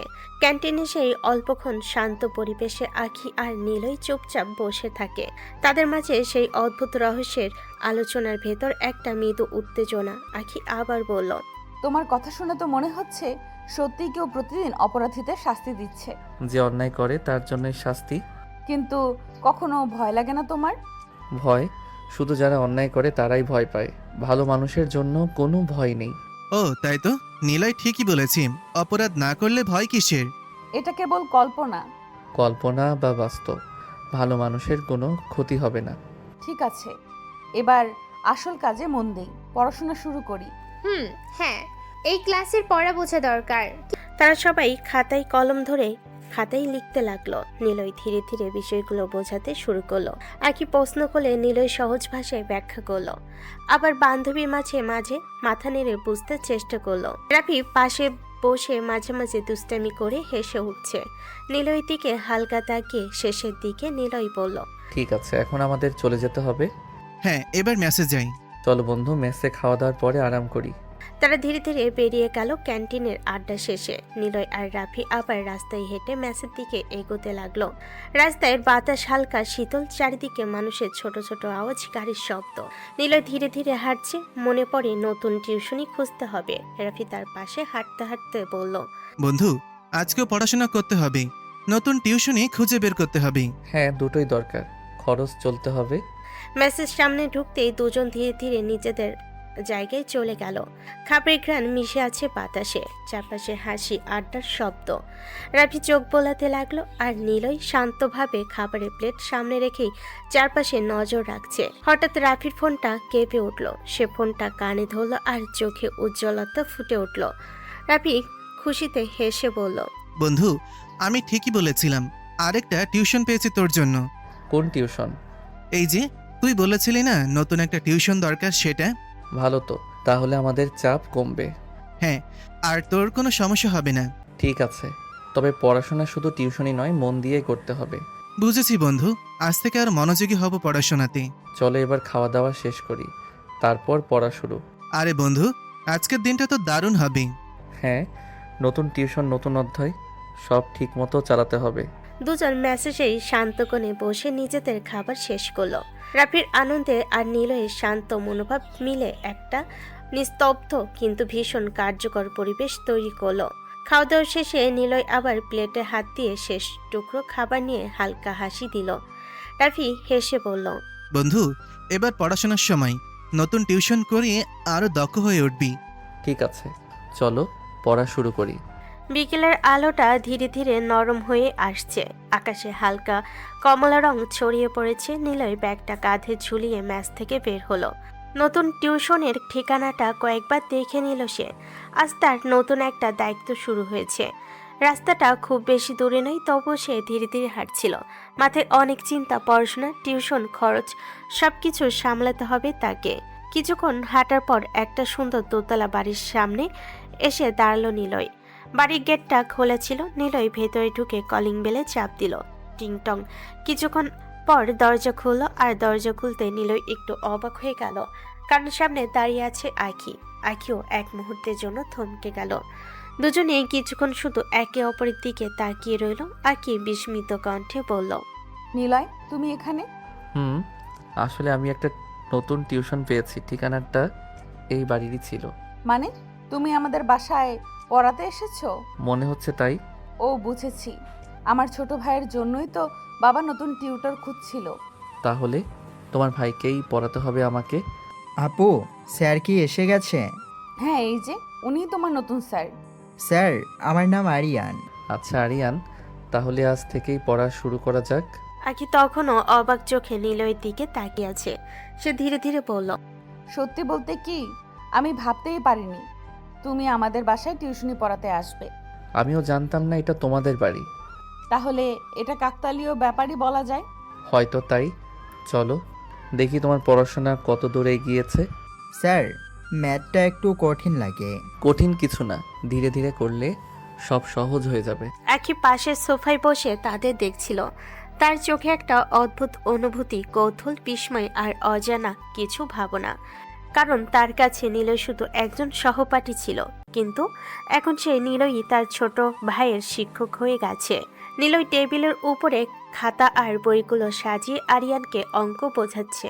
তার কণ্ঠটা শান্ত ধীর, যেন খুব সহজেই কঠিন বিষয়গুলো খুলে বলছে।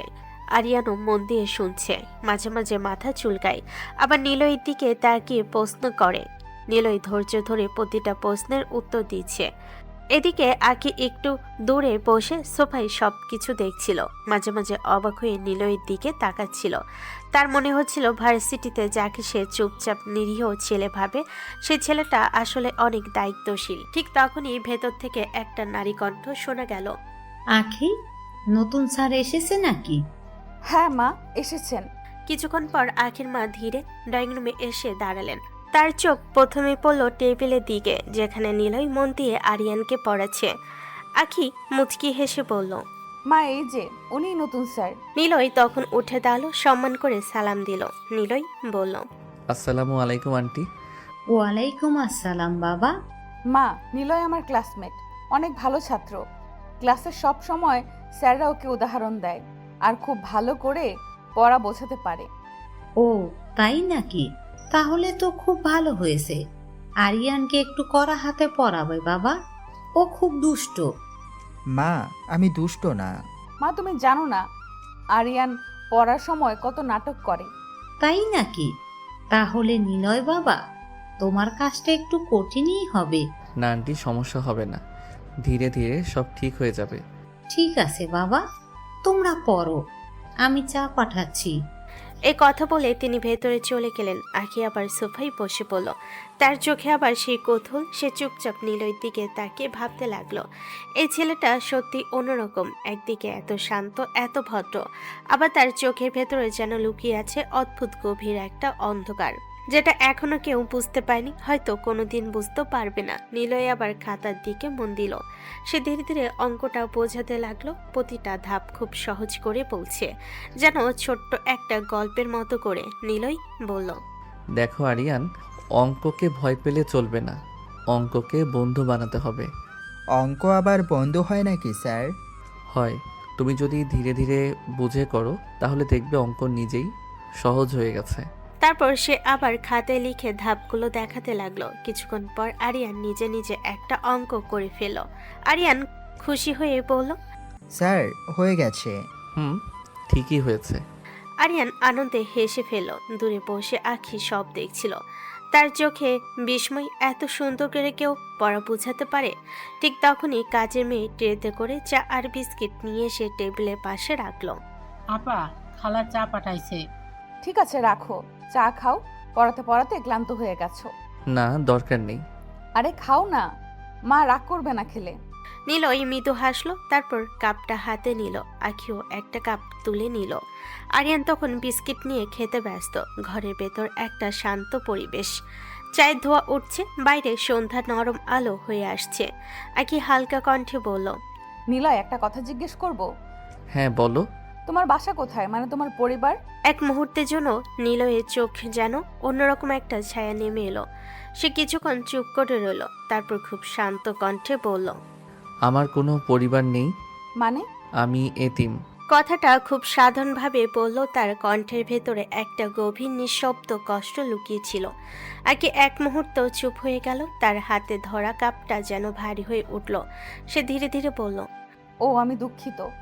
না, দুঃখ পাওয়ার কিছু নেই, ছোটবেলা থেকে অভ্যাস হয়ে গেছে।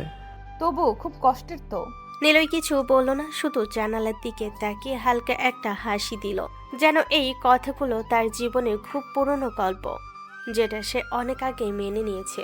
কিন্তু আখির মনে হলো এই শান্ত ছেলেটার জীবনে হয়তো এমন অনেক কষ্ট আছে যেগুলো সে কাউকে বুঝতে দেয় না।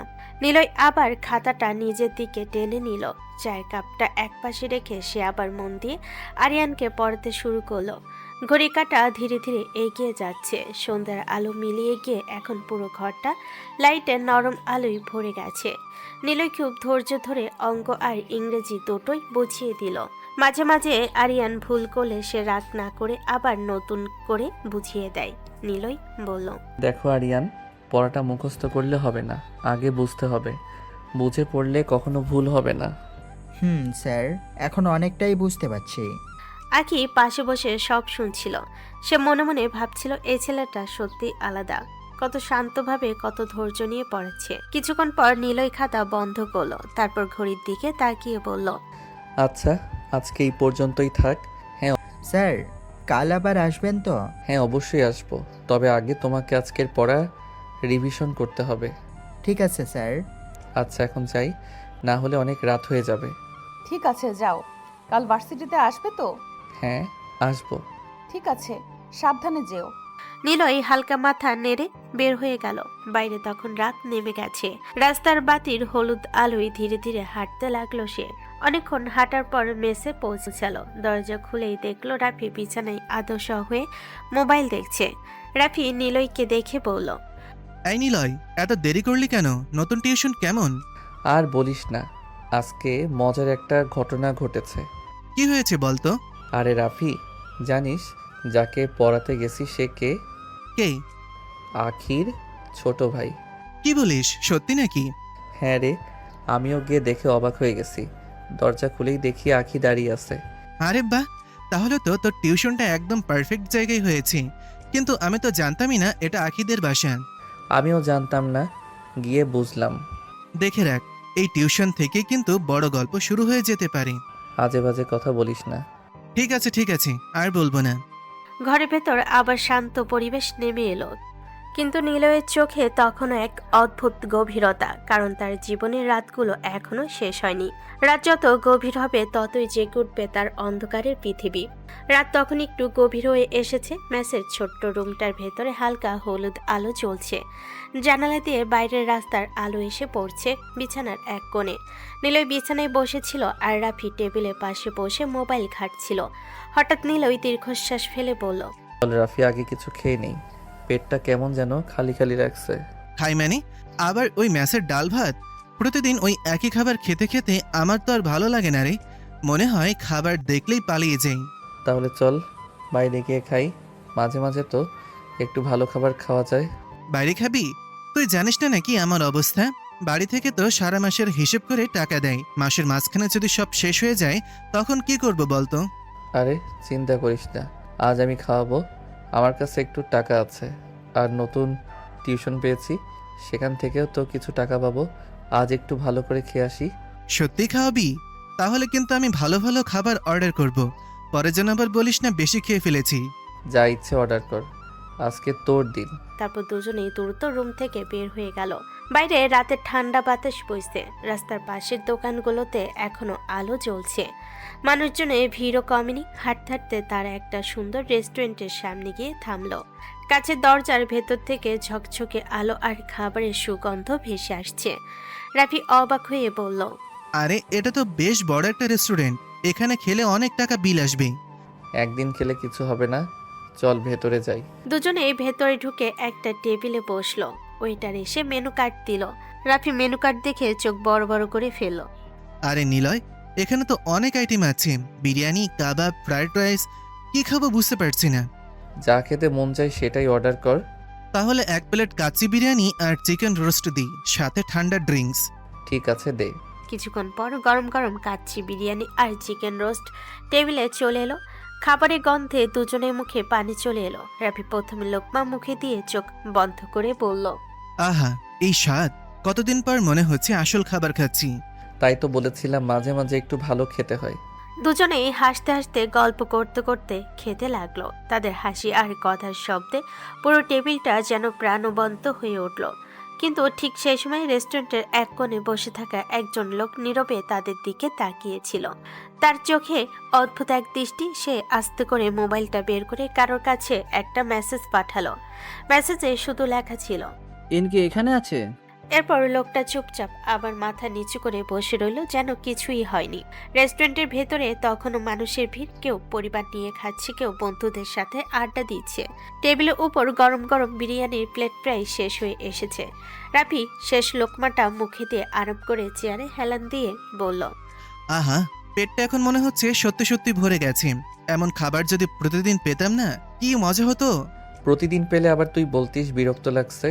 ঠিক তখনই ওয়েটার এসে টেবিলে বিল রেখে গেল। রাফি স্বাভাবিকভাবে বিলটা হাতে নিল, কিন্তু চোখ পড়তে তার মুখের রং একদম ফ্যাকাশে হয়ে গেল, চোখ বড় বড় হয়ে গেল, ঠোঁট কাঁপতে লাগলো।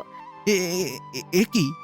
1 সেকেন্ড, 2 সেকেন্ড, তারপর হঠাৎ করে রাফি চেয়ারের উপর ঢলে পড়ল। আরে ভাই! পাশের টেবিলের লোকজন অবাক হয়ে তাকালো। নিলয় ঠোঁট চেপে হাসি আটকাতে চেষ্টা করলো। সে বুঝে গেছে কি হয়েছে। কিছুক্ষণ পরে রাফির মুখে একটু পানি ছিটাতে এসে ধীরে ধীরে চোখ খুলল।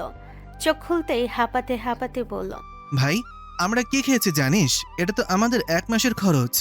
আরে এত ভাবিস না, একদিন ভালো করে খেয়েছি, পৃথিবী ভেঙে পড়বে না। আমি তো শেষ, মাসের বাকি দিন কি খেয়ে বাঁচবো আল্লাহ জানে। আমি তো আছি, চল আগে বিল দেই। তারপর নিলয় বিলটা মিটিয়ে দিল। দুজনে রেস্টুরেন্ট থেকে বের হয়ে রাস্তায় হাঁটতে শুরু করলো। রাস্তাটা একটু গভীর হয়েছে। রাস্তার বাতির আলোতে চারপাশটা অদ্ভুত নীরব লাগছে। হঠাৎ করে রাস্তার একপাশ থেকে কয়েকজন লোক এগিয়ে এসে তাদের সামনে দাঁড়িয়ে গেল। একজন রুক্ষ গলায় বলল, এই যে, কোথায় যাচ্ছিস তোরা? জি, আমরা তো। বেশি কথা বলবি না, যা আছে সব বের কর। আল্লাহ, আমরা আবার কি করলাম? লোকগুলো তখন তাদের ঘিরে ফেলেছে। পরিবেশটা হঠাৎ করে ভয়ঙ্কর হয়ে উঠল। কিন্তু আশ্চর্যের ব্যাপার, নিলয় একদম শান্ত। তার মুখে কোনো ভয় নেই, চোখে নেই কোনো আতঙ্ক। সে এমনভাবে দাঁড়িয়ে আছে যেন এই ঘটনার সাথে তার কোনো সম্পর্কই নেই। রাফি ফিসফিস করে বলল, নিলয়, কিছু বল। এরা তো সত্যি সত্যি মারবে মনে হচ্ছে। কি? শান্ত থাক। তার মুখে অদ্ভুত এক হাসি ফুটে উঠল। মনে মনে যেন সে সবকিছু আগে জানতো, কিন্তু বাইরে থেকে এমন ভাব করছে যেন সে কিছুই জানে না। আর ঠিক সেই মুহূর্তেই দূরের অন্ধকার রাস্তা থেকে কয়েকটা কালো গাড়ি দ্রুত গতিতে তাদের দিকে এগিয়ে আসতে শুরু করলো। রাস্তায় হঠাৎ করেই টায়ারের শব্দে চারপাশের পরিবেশ কেঁপে উঠল। রাফি অবাক হয়ে তাকিয়ে রইল, আর নিলয়ের ঠোঁটের কোণে ধীরে ধীরে রহস্যময় একটা হাসি ফুটে উঠল। রাফির বুক ধরফর করছিল। সে বুঝতে পারছিল না কি করবে, কিন্তু নিলয় ছিল একদম শান্ত, যেন কিছুই হয়নি। ঠিক সেই মুহূর্তে দূর থেকে কয়েকটা কালো গাড়ি প্রচণ্ড গতিতে এসে তাদের সামনে ব্রেক কষে থামলো। টায়ারের ঘর্ষণে রাস্তার উপর তীক্ষ্ণ শব্দ উঠল। গাড়ি দরজা একের পর এক সব খুলে গেল। কালো পোশাক পরা কয়েকজন শক্তপোক্ত মানুষ দ্রুত নেমে এলো। কিছু বোঝার আগে তারা সে বকাটে ছেলেগুলোকে ধরে ফেললো। একজনের গলা চেপে ধরলো, আরেকজনের হাত মুচড়ে পিছনে নিয়ে গেল। ছেলেগুলো চিৎকার করতে লাগলো, ভাই ছাড়েন, ভুল হয়ে গেছে ভাই। কিন্তু কেউ তাদের কথা শুনলো না। মুহূর্তের মধ্যে তাদের গাড়ির ভেতর ঠেলে তুলে ফেলা হলো। সবকিছু এত দ্রুত ঘটলো যে আশেপাশে মানুষ পর্যন্ত কিছু বুঝে উঠতে পারলো না। এই দৃশ্য দেখে নিলয়ের ঠোঁটের কোণে হালকা একটা বাঁকা হাসি ফুটে উঠলো। সে মাথা নিচু করে দাঁড়িয়ে রইল, আর পাশে দাঁড়িয়ে থাকা রাফি তো একদম হা হয়ে তাকিয়ে আছে। তার চোখ যেন কোটর থেকে বের হয়ে আসবে। কিছুক্ষণ পরে সে তোতলাতে তোতলাতে বলল, কি হলো ভাই? এরা কারা ছিল? কে জানে, হয়তো ওই যে রাতে যাকে নিয়ে সবাই কথা বলে সেই লোকটার মানুষ হবে। কোন লোকটা? ওই যে সবাই যাকে ভয় পায়, যে অপরাধীদের শাস্তি দেয়, হয়তো ওরা সেই এনকের লোক। কথাটা শুনে রাফির মুখের রং মুহূর্তেই বদলে গেল। সে হঠাৎ করে চিৎকার করে উঠল, কি বললি? NK mafia king? ওরে বাপরে, পালা, যদি আমাদেরকে ধরে নিয়ে যায়। রাফি তাড়াহুড়ো করে নিলয়ের হাত ধরে টানতে লাগলো। এদিকে নিলয় মুচকি মুচকি হাসতে লাগলো। চল ভাই, এখান থেকে পালাই। এই লোকটার নাম শুনলেই আমার গা কাঁপে। আরে বোকা, এত ভয় পাচ্ছিস কেন? তুই জানিস না নাকি? মানুষ বলে এই লোকটা কাউকে ছাড়ে না। আমাদের কিছু করবে না? কেন করবে না? আমরা কি কোনো অপরাধী নাকি? তা ঠিক, কিন্তু ভয় তো লাগে ভাই। নিলয় হালকা হাসলো। তার চোখের গভীরে তখন অদ্ভুত এক রহস্য লুকিয়ে আছে, যে রহস্যের কথা রাফি তো দূরের কথা এই শহরের কেউই জানে না। অন্যদিকে শহরের একদম নির্জন প্রান্তে থাকা সেই পুরনো গুদাম ঘরটা আবারও আজ ভয়ঙ্কর এক দৃশ্যের সাক্ষী হতে চলেছে। চারপাশের অন্ধকার, বাতাসে ধুলো আর লোহার গন্ধ, ভাঙ্গা জানালা দিয়ে ঢুকে পড়া চাঁদের আলো মাটির উপর লম্বা ছায়া ফেলছে। কালো গাড়িগুলো একে একে গুদামের সামনে এসে থামলো। গাড়ির দরজা খুলতে কয়েকজন গার্ড জোর করে দরজা টেনে হিসে সে বখাটেগুলোকে নামালো। ছেলেগুলো তখনও কাঁপছে, কারো মুখে ভয়, কারো চোখে আতঙ্ক। একজন কাপা গলেই বলল, ভাই আমাদের ছেড়ে দেন, ভুল হয়ে গেছে ভাই, আমরা আর কখনো করব না। কিন্তু গার্ডদের মুখে তখন কোনো দয়া নেই। তারা ছেলেগুলোকে টেনে গুদামের ভেতর নিয়ে গেল। গুদামের মাঝখানে একটা লোহার খুঁটির সাথে দড়ি দিয়ে তাদের হাত বেঁধে ফেলা হলো। তারপরে শুরু হলো নির্মম মারধর। একজন গার্ড লাঠি তুলে সজোরে আঘাত করলো একজনের পিঠে। ছেলেটার সাথে সাথে চিৎকার করে উঠল। আরেকজন গার্ড রাগে গর্জে উঠল, তোদের এত বড় সাহস হয় কিভাবে? হ্যাঁ, বসের সাথে খারাপ ব্যবহার করিস? রাস্তার মধ্যে বসকে ঘিরে ধরে ফোন মানি ব্যাগ নিতে চাস? তোদের সাহস তো কম না। তারপর আবার শুরু হলো মার। লাঠির আঘাতে ছেলেগুলোর শরীর কাঁপতে লাগলো। একজন মাটিতে পড়ে গিয়েছিল। গার্ড তাকে কলার ধরে আবার তুলে দাঁড় করালো। রাগে চোখ লাল করে বলল, জানিস তোদের কার উপর হাত উঠেছিল? ভাগ্য ভালো বস নিজে তোদের শাস্তি দিতে আসেনি, না হলে তোরা কেউ বাঁচতি না। ভাই, ভুল হয়ে গেছে, আমরা চিনতে পারিনি, আর কখনো করব না। একজন গার্ড হেসে উঠল। সে হাসিটা ছিল ভয়ঙ্কর। সে ধীরে ধীরে বলল, এখন বুঝতেছিস তোরা কাকে ধরতে গেছিলি। মানুষের জিনিস হাতাতে খুব ভালো লাগে, তাই না? আজকের পর যদি আবার কারোর দিকে চোখ তুলে তাকাস, মনে রাখবি এই রাতটার কথা। গুদামের ভেতর তখন শুধু চিৎকার আর আর্তনাদের শব্দ। লোহার দেওয়াল প্রতিধ্বনিত হয়ে সে চিৎকার বারবার ফিরে আসছে। আর সেই ভয়ঙ্কর রাতের সাক্ষী হয়ে দাঁড়িয়ে আছে অন্ধকার গুদাম ঘরটা, যেখানে অন্যায় করলে ক্ষমা নেই। কারণ এই শহরে এখন এমন একজন আছে যার কাছে কোনো অপরাধী কখনোই পার পায় না। রাতটা তখন অনেকটাই গভীর হয়ে গেছে। শহরের ব্যস্ত রাস্তাগুলো ধীরে ধীরে ফাঁকা হয়ে আসছে। দূরে কয়েকটা স্ট্রিট লাইটের আলোয় রাস্তা কেমন যেন নির্জন আর শান্ত লাগছে। নিলয়ের রাফি ধীরে ধীরে হাঁটতে হাঁটতে ম্যাচের দিকে ফিরছিল। রাফির মুখে তখনও ভয় আর বিস্ময়ের ছাপ স্পষ্ট। সে বারবার পেছনে তাকাচ্ছে, যেন আবার কেউ এসে ধরে নিয়ে যাবে। ম্যাচের সামনে সে দুজন থামলো। রাফি গভীর শ্বাস নিয়ে বলল, ভাই, আমার মাথায় কিছুতেই ঢুকছে না। কি ঢুকছে না? ওই যে একটু আগে যা হলো, আমরা তো বিপদে পড়েছিলাম, ঠিক তখনই ওই লোকগুলো এসে হাজির হলো। বলতো ভাই, এনকে লোকরা কিভাবে জানলো আমরা বিপদে পড়েছি? নিলয় এক মুহূর্ত থেমে গেল। তার চোখে ক্ষণিকের জন্য একটা রহস্যময়ী ঝিলিক দেখা দিল। মনে মনে সে ধীরে ধীরে বলল, কারণ আমি আগেই বুঝে গিয়েছিলাম তারা আক্রমণ করতে যাচ্ছে। তাই তো গাড়িতে বসেই আমি আগেই মেসেজ দিয়ে দিয়েছিলাম যাতে ঠিক সময়েই ওরা এসে তোদের তুলে নিয়ে যায়। কিন্তু এই কথাগুলোর একটাও সে মুখে বলল না। মুখে সে এমন ভাব করলো যেন সে নিজেও কিছু বুঝতে পারছে না। নিলয় কাজ ঝাঁকিয়ে হালকা গলেই বলল, আরে কে জানে, হয়তো ওরা আশেপাশেই ছিল, অথবা ওই লোকটার লোকজন শহরের সব জায়গায় নজর রাখে। তাই নাকি? তাহলে তো ব্যাপারটা আরো ভয়ঙ্কর। মানে আমরা কোথায় আছি, কি করছি, সবই হয়তো ওরা দেখে। আরে পাগল, এত ভয় পাস কেন? আমরা তো কোনো অপরাধ করিনি। তাও ভাই, এই লোকটার নাম শুনলেই আমার গা কাঁপে। প্রতিদিন টিভিতে দেখি, কখনো কারো হাত কেটে ফেলেছে, কখনো চোখ তুলে নিয়েছে। মানুষটা আসলে কে রে? নিলয় তখন টেবিলের ওপর পানি রাখা বোতল তুলে ধীরে ধীরে পানি খেলো। তার চোখে আবারও সেই অদ্ভুত শান্ত ভাব। মনে মনে সে ফিসফিস করে বলল, মানুষ না রাফি, তোর সামনে দাঁড়িয়ে থাকা একজন ছায়া। কিন্তু সে কথা শুধু তার মনের মধ্যেই রয়ে গেল। রাফির দিকে তাকিয়ে নিলয় স্বাভাবিক গলায় বলল, থাক, এসব ভাবিস না, চল, অনেক রাত হয়ে গেছে, কাল আবার ক্লাস আছে। ঠিক বলেছিস। আজকে যা হয়েছে, আমার তো ঘুমই আসবে না। ঘুম আসবে একটু পরেই। রাফি বিছানায় শুয়ে পড়ল। কিছুক্ষণ পরেই তার নিঃশ্বাস ধীরে ধীরে ভারী হয়ে এলো। সে ঘুমিয়ে পড়েছে। আর নিলয়, সে চুপচাপ জানালার পাশে দাঁড়িয়ে বাইরে অন্ধকার আকাশের দিকে তাকিয়ে রইল। তার ঠোঁটে কোণে তখনও সেই অদ্ভুত রহস্যময় হাসি। কারণ এই শহরের সবচেয়ে ভয়ঙ্কর মানুষটা এই ছোট্ট ম্যাচের একটা সাধারণ রুমে নিশ্চিন্তে দাঁড়িয়ে আছে। কিন্তু সেটা এখনো কেউ জানে না। রাত তখন অনেক গভীর। ম্যাচের ছোট্ট ঘরটার ভেতর নীরবতা যেন জমে আছে। জানালার বাইরে দূরে স্ট্রিট লাইটের হলুদ আলো এসে মেঝেতে লম্বা ছায়া ফেলছে। রাফি অনেক আগেই ঘুমিয়ে পড়েছে। তার ঘুমের হালকা নাক ডাকার শব্দ মাঝে মাঝে শোনা যাচ্ছে, কিন্তু নিলয়ের চোখে ঘুম নেই। সে টেবিল ল্যাম্পের মৃদু আলোয় বই খুলে বসে আছে। সামনে ছড়িয়ে ছিটিয়ে কয়েকটা খাতা, বই আর নোট। তার চোখে ক্লান্তি থাকলেও মনটা একদম মনোযোগী, কারণ সে জানে তার জীবনটা অন্যদের মতো সহজ নয়। দিনে ভার্সিটি, তারপর টিউশনি, তারপর আবার নিজের পড়াশোনা। এভাবেই তাকে নিজের জীবন গড়ে তুলতে হবে। নিলয় একটা কঠিন অঙ্ক সমাধান করার চেষ্টা করছিল। ঠিক তখনই হঠাৎ তার মোবাইল ফোনটা শব্দ করে বেজে উঠল। মেসেজ এসেছে। নিলয় ফোনটা হাতে নিয়ে স্ক্রিনের দিকে তাকালো, দেখলো আঁখি মেসেজ দিয়েছে। কি করো? নিলয় একটু অবাক হলো। এত রাতে আঁখি মেসেজ দিবে সেটা সে ভাবেনি। সে দ্রুত টাইপ করে উত্তর দিল, পড়ি। এত রাতে পড়ো? কি করব বলো, সন্ধ্যা থেকে টিউশনি করি, সময় পাই না তেমন, তাই রাত জেগেই পড়তে হয়। মেসেজটা পাঠানোর পর নিলয় আবার বইয়ের দিকে তাকালো, কিন্তু কয়েক সেকেন্ড পর আবার ফোনটা কেঁপে উঠল। আঁখি মেসেজ দিয়েছে। তুমি তাহলে প্রতিদিন এইভাবেই রাত জেগে পড়ো? প্রায়ই। ও পাশে বসে আঁখি কিছুক্ষণ ফোনের স্ক্রিনের দিকে তাকিয়ে রইল। তার ফোনে তখন অদ্ভুত এক অনুভূতি। সে মনে মনে ভাবল, একটা ছেলে দিনের বেলা ভার্সিটি করে, আবার টিউশনি করে, নিজের খরচ চালায়, তারপরেও ক্লান্ত শরীর নিয়ে গভীর রাত পর্যন্ত পড়ে।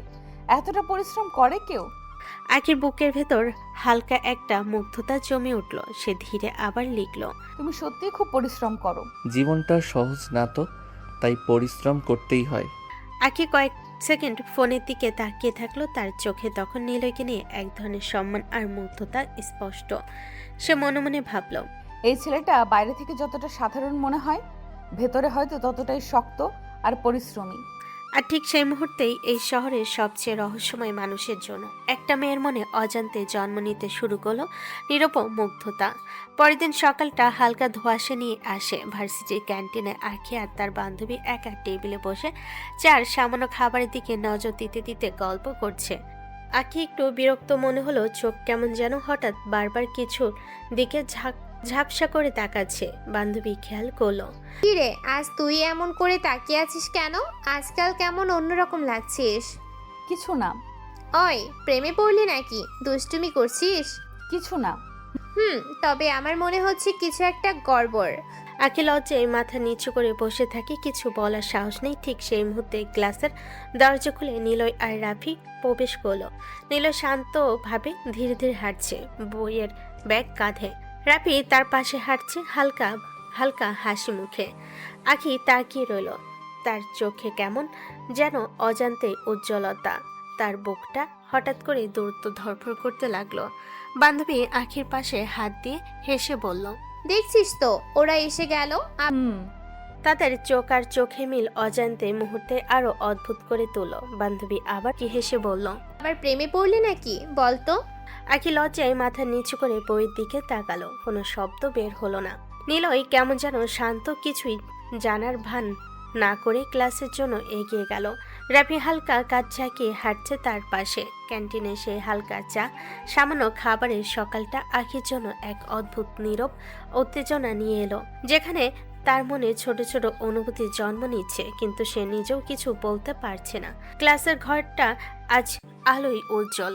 বাইরে হালকা রোদ ঢুকছে জানালা দিয়ে, তবে ভেতরে নিস্তব্ধতা ও কিছুটা মনোযোগের চাপ বিরাজ করছে। সেই ঘরে স্যার বোর্ডের দিকে দাঁড়িয়ে সমীকরণ বর্ণনা করছেন, চকে অঙ্ক লিখছেন, ধাপে ধাপে বোঝাচ্ছেন। আঁখি তার সিটে বসে আছে, বই খোলা হলো, চোখ বারবার অন্যদিকে ঘুরছে।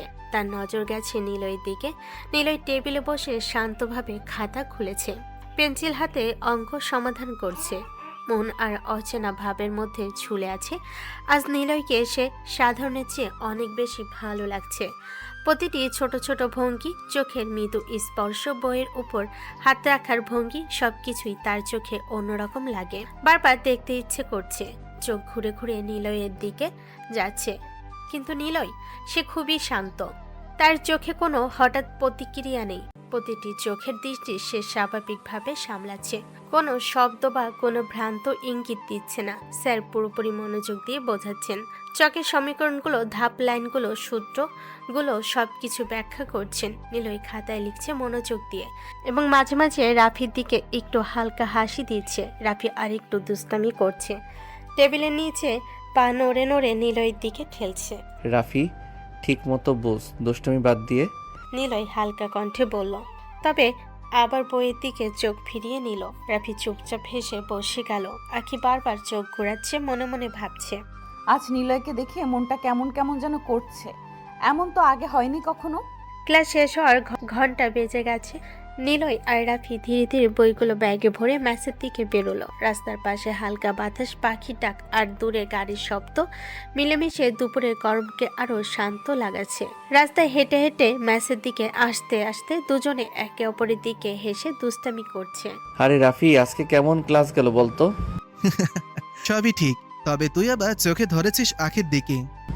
আরে কিছু না। ম্যাসে এসে দুজন চেয়ারে বসলো। খাওয়া দাওয়া শেষ করতে করতে আরো কিছু গল্প করলো। আজকের ক্যান্টিনে চা ভালোই হয়েছে। ঠিক বলেছিস। তারপর নিলয় রাফি রেস্ট নিয়ে খাওয়া দাওয়া করে কিছুক্ষণ শুয়ে থাকলো। তারপর বলল, আচ্ছা টিউশনি করতে যাই। আজ আবার 3টা টিউশন বেশি হচ্ছে নাকি? এমনি কাজই তো করতেই হবে। নিলয় হেসে বলল। ম্যাচ থেকে বের হয়ে অটোরিকশা চেপে টিউশনি করতে চলে গেল। নীলে প্রথমে এক ক্লাসের টিউশন শেষ করলো, তারপর দ্বিতীয় টিউশনে চলে গেল। আজকে তাকে পড়াতে হবে আখির ভাইকে। নিলয় টিউশন শেষ করে ধীরে ধীরে আরিয়ানের বাড়ির দিকে রওনা হলো। রাস্তায় ধুলো, বিকেলের হালকা বাতাস, দূরে গাড়ির শব্দ সব মিশে রাস্তাটাকে এক নির্জন ও শান্ত করে রেখেছে। তিনি দরজার সামনে এসে ঘন্টা বাজালো। কিছুক্ষণ পর দরজা খুলল। আসো নিলয়, আরিয়ান রুমে বসে আছে। আখির মা ভদ্রভাবে বললেন। নিলয় কাঁধে ব্যাগ ঝোলাতে ঝোলাতে ধীরে ধীরে বলল, ধন্যবাদ আন্টি, আরিয়ানকে পড়াতে আসছি। নিলয় ক্লাসরুমে ঢুকতে আরিয়ান তার সিটে বসে বই খোলা, মুখে একদম আগ্রহের ছাপ নিয়ে নিলয়ের হালকা মাথা নেড়া করে বলল, ঠিক আছে, চলো শুরু করি। কখন এসেছো? একটু আগে আসছি। আচ্ছা তাহলে পড়াশোনা শুরু করি। আখি চুপচাপ দাঁড়িয়ে রুমের এক কোণে দাঁড়ালো। তার চোখে অজান্তে মুগ্ধতার ছাপ। নিলয়ের ধীর স্থির ভঙ্গি, কৌশলভাবে বোঝানো ধরন আর শিক্ষার প্রতি মনোযোগ সবকিছুই আখির মনে গেঁথে গেল। আচ্ছা আরিয়ান, প্রথমে এই টপিকটা বুঝে নেই। বুঝতে চাই। নিলয় খাতায় ধীরে ধীরে সমীকরণ লিখতে লিখতে বোঝাচ্ছে, প্রতিটি ধাপ দেখাচ্ছে, হাতে হাতে নির্দেশনা দিচ্ছে। আখি নিঃশব্দে সবকিছু লক্ষ্য করেছে। এই ছেলে কত নিখুঁতভাবে পড়াচ্ছে, এত সহজে বুঝিয়ে দিচ্ছে। আখি মনে মনে ভাবলো, তার চোখে অজান্তে প্রশংসা, মুগ্ধতা আর হালকা উত্তেজনার মিলন ঘটেছে। আরিয়ান, বুঝছো কি? হ্যাঁ স্যার, বোঝা যাচ্ছে। আরিয়ান বলল। নিলয়ের মনোযোগ আর ধৈর্য দেখে আখির মনে একটা অদ্ভুত প্রশান্তির জন্ম নিল। সে চুপচাপ দাঁড়িয়ে থাকলো আর মনে মনে ভাবলো, আজ নিলয়কে দেখার এই অভিজ্ঞতা তার মনে দীর্ঘদিন থাকবে। নিলয় দেখলো আখি চুপচাপ দাঁড়িয়ে আছে, কিন্তু কিছু বলছে না। সে কেবল হালকা হাসি দিয়ে পড়াতে থাকলো, যেন সবকিছু স্বাভাবিক। আর আখি, সে এখন নিঃশব্দে মুগ্ধ হয়ে শুধু তাকিয়ে আছে, চোখে সেই প্রশান্তি আর অদ্ভুত আনন্দের ছাপ। রাতের আকাশ ধীরে ধীরে কালো চাদরে ঢাকা পড়েছে। আখির চোখে ক্লান্তি, কিন্তু মন এখনো জেগে আছে। নিলয় টিউশন শেষ করে ধীরে ধীরে ব্যাগ গুছিয়ে দরজা খোলার আগে হালকা মাথা নেড়ে বলল, চলি আরিয়ান, আজকের জন্য এতটুকুই। হ্যাঁ স্যার, ধন্যবাদ। নিলয় হেসে মাথা নেড়ে রুম থেকে বেরিয়ে গেল। আখি দরজার দিকে তাকিয়ে রইল, চোখে হালকা আলো ছড়িয়ে দুহাতে মুখ ঢেকে শুয়ে শুয়ে সে ভাবতে লাগলো, আমি কি নিলয়কে পছন্দ করতে শুরু করেছি নাকি? ওকে দেখতে এত ভালো লাগে কেন? মনের মধ্যে ছোট্ট একটা অচেনা উত্তেজনা, হঠাৎ হাসি আর হালকা লাজ মিলেমিশে একটি অদ্ভুত অনুভূতি তৈরি করছে। আজও তার পড়ানোর ধরন, চোখে মনোযোগ, সবকিছুই আমার মনে এত ভালো লাগছে। রাতে নিস্তব্ধতা ঘরে আখি শুয়ে শুয়ে নিজের মনে নিজেই প্রশ্ন করছে, কিন্তু কোনো উত্তর নেই। ঠিক সেই সময়ে অন্যদিকে ম্যাচ খাওয়া দাওয়া শেষ হয়ে গেছে। রাফি ঘুমাতে চলে গেছে। নিলয় আবার ব্যাগ কাঁধে নিয়ে বেরোলো। আজ আরেকজন খারাপ মানুষকে ধরে আনা হয়েছে। সে নিজের অন্ধকার জগতে যেতে চলেছে। ম্যাচের বাইরে নীরব রাত, হালকা বাতাস আর দূরের ফাঁকা রাস্তায় নিলয় ধীরে ধীরে চলে যাচ্ছে। গার্ডরা তার সঙ্গে আসে, প্রস্তুত আজও কেউ অপরাধ করে বাঁচবে না। নিলয়ের অদ্ভুত নীরব প্রতিশ্রুতি এভাবেই শহরের অন্ধকার ও আলো মিলেমিশে নিলয়কে তার একাকী পথের দিকে এগিয়ে যেতে বাধ্য করছে। আর আখি ঘরে শুয়ে শুয়ে শুধু তার ভাবনার মধ্যে ডুবে আছে নিলয় কেন তার প্রতি এমন আকৃষ্ট, এমন একটা অজানা অনুভূতি যা রাতের নিস্তব্ধতায় তাকে বারবার জাগিয়ে রাখছে। রাত গভীর, মেসে সবাই ঘুমাতে গিয়েছে, রাফি ঘুমিয়ে গেছে, আর নিলয় আবার নিজের অন্ধকার জগতে চলে গেল। তার চোখে এক অদ্ভুত স্থিরতা আর কণ্ঠে কেবল একটাই স্বর, প্রতিজ্ঞা। আজকে আবার নতুন লোকটাকে শাস্তি দিতে হবে। সে নিজেই বলল। গার্ডরা তার পাশে নিঃশব্দে প্রস্তুত, কেউ কিছু বলার সাহস পায় না। সবাই জানে নিলয়ের চোখে যদি একবার তাকাও তখন ভয় আর প্রতিশ্রুতির মধ্যে পার্থক্য বোঝা কঠিন। নিলয় ধীরে ধীরে শহরের অন্ধকার রাস্তায় হাঁটছে। বাতাস হালকা ঠান্ডা, রাতের নিস্তব্ধতা তার ধ্যান ধারণাকে আরো ঘনীভূত করেছে। কিছুটা দূরে পুরনো কবরের পাশে থেমে গেল সে। কবরগুলো যেখানে তার বাবা মার নাম লেখা, দুটি নাম, তারিখ। নিলয় ধীরে ধীরে হাঁটল কবরের সামনে, তার বুক ভরে উঠল অনুভূতিতে, চোখে জল আর মাথায় অচেনা অগ্নি। তোমরা কষ্ট পেও না বাবা মা, তোমাদের খুনির শাস্তি আমি নিজের হাতে দেব। হাত ধীরে ধীরে মাটির দিকে নামলো। হৃদয়ের গভীর থেকে বেরোলো এক অদ্ভুত শক্তি। নিলয় জানে সে শুধু তার এতিম ছেলে নয়, এই শহরে যারা অন্যায় করবে, যারা নিঃসন্তান অসহায় মানুষকে কষ্ট দেবে, তাদের দেখবে না কেউ। আজকের রাতও শীতল, কিন্তু আমার হাত শুধু অপরাধীদের জন্য প্রস্তুত। সে নিজের ভেতরে বলল। কবরের পাশে দাঁড়িয়ে নিলয় যেন মনে মনে প্রতিশ্রুতি দিল। গভীর রাত, শহরের এক প্রান্তে সেই পুরনো গুদাম ঘরটা আজ আবার অদ্ভুত নিস্তব্ধ। বাইরে কয়েকটা কালো গাড়ি দাঁড়িয়ে আছে, চারপাশে কড়া পাহারা। ভেতরে বড় একটা হল ঘরের মাঝখানে একটা চেয়ার, সেই চেয়ারে শক্ত করে বেঁধে রাখা হয়েছে একজন মানুষকে। লোকটার বয়স 50-এর কাছাকাছি, দামি স্যুট এলোমেলো হয়ে গেছে, মুখে ভয় আর রাগ মিশে আছে।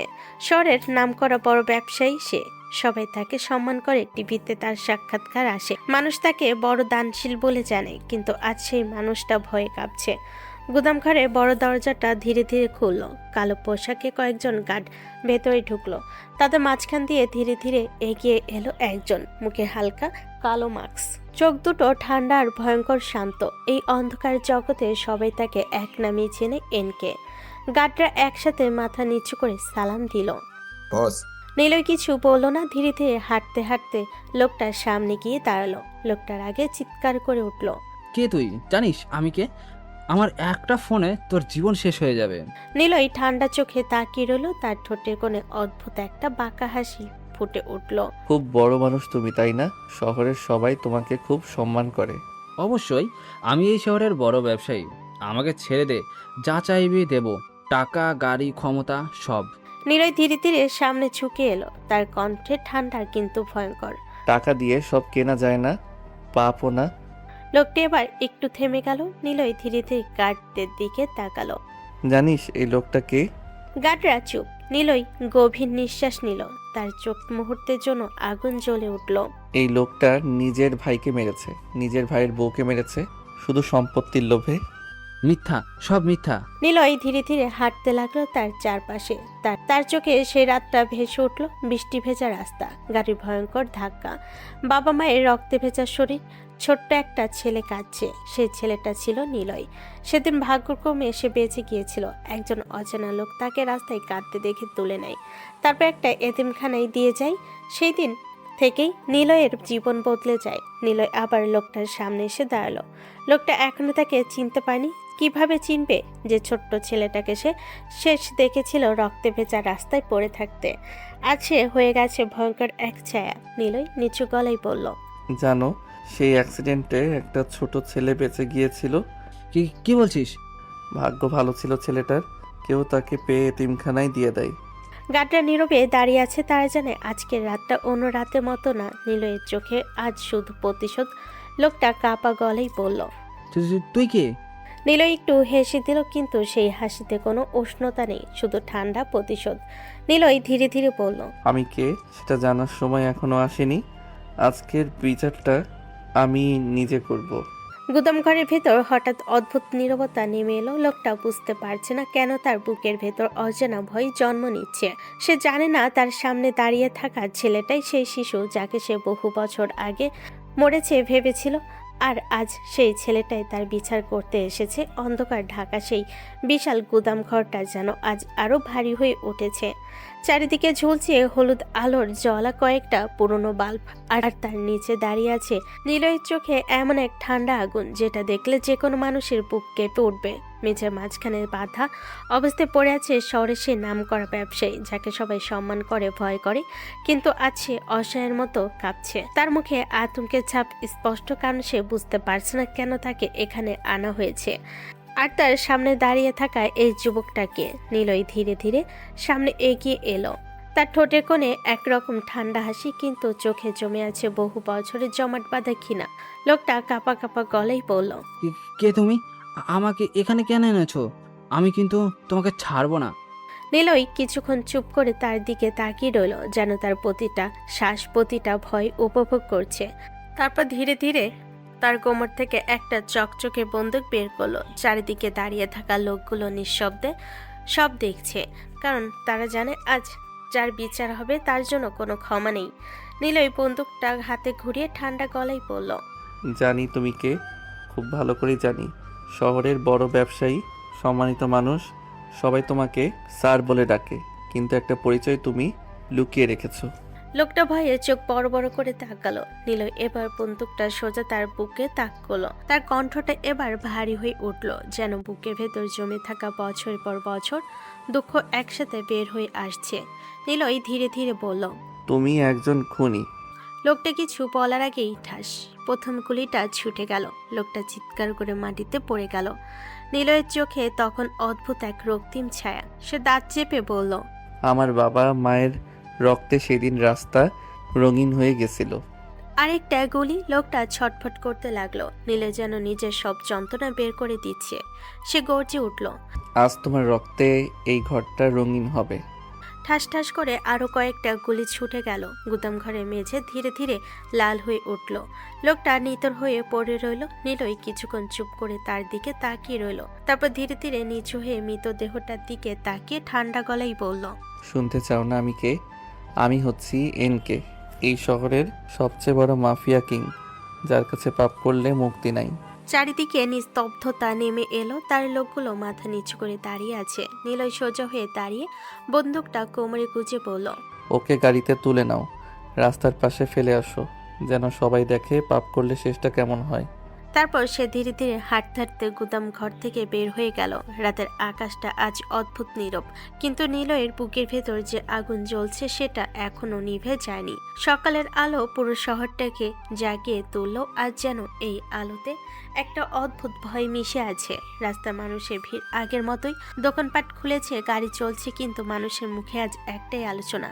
কারণ ভোরবেলা শহরের মাঝ রাস্তায় পাওয়া গেছে শহরের নামকরা এক ব্যবসায়ীর লাশ। খবরটা মুহূর্তের মধ্যে ছড়িয়ে পড়েছে পুরো শহরে। কিছুক্ষণের মধ্যে সব টিভি চ্যানেলে ব্রেকিং নিউজ শুরু হয়ে গেছে। টিভির পর্দায় লাল অক্ষরে ভেসে উঠছে ব্রেকিং নিউজ। রিপোর্টার মাইক্রোফোন হাতে নিয়ে আছে ঘটনাস্থলে। পেছনে পুলিশ, মানুষের ভিড় আর মিডিয়ার ক্যামেরা ঝলকানি। রিপোর্টার গম্ভীর গলায় বলতে শুরু করলো, দর্শক, আজ ভোরবেলা শহরের কেন্দ্রীয় সড়কের পাশে পাওয়া গেছে শহরের বড় ব্যবসায়ী মাহবুব রহমানের মরদেহ। পুলিশ জানায় তাকে খুব কাছ থেকে গুলি করা হয়েছে। ঘটনাটা অত্যন্ত রহস্যজনক এবং ভয়াবহ।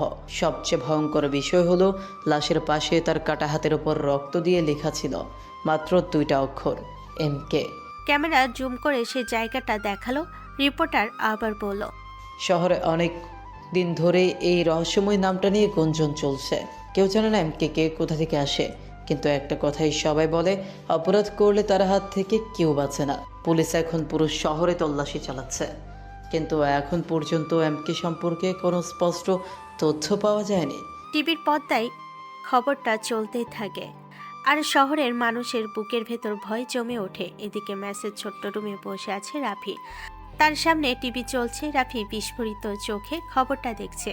তার হাতে থাকা চায়ের কাপটা কাঁপছে। রাফি আস্তে করে বলল, ইয়া আল্লাহ, এই এনকে আবার কে? এত মানুষ মারে কেন? এই লোকটা খুব ভয়ঙ্কর।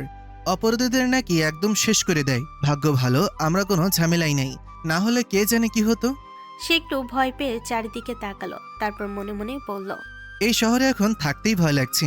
ঠিক তখনই দরজা খুলে ভেতরে ঢুকলো নিলয়। তার মুখে আগের মতোই শান্ত ভাব, যেন কিছুই হয়নি। রাফি তাড়াতাড়ি বলল, দোস্ত দোস্ত, খবর দেখেছিস? শহরের বড় ব্যবসায়ীকে কে যেন মেরে ফেলেছে। তাই নাকি? আর জানিস তার হাতে নাকি লেখা ছিল এনকে। লোকজন বলতেছে এই এনকে নাকি শহরের সবচেয়ে ভয়ঙ্কর মাফিয়া। এই লোকটা যদি সত্যিই থাকে তাহলে তো শহরের অবস্থা খারাপ। নিলয় কিছু বলল না, সে শুধু হালকা করে হাসলো, কিন্তু সেই হাসির রহস্য রাফি বুঝতে পারল না। এদিকে আখিদের বাসায় একই খবর চলছে।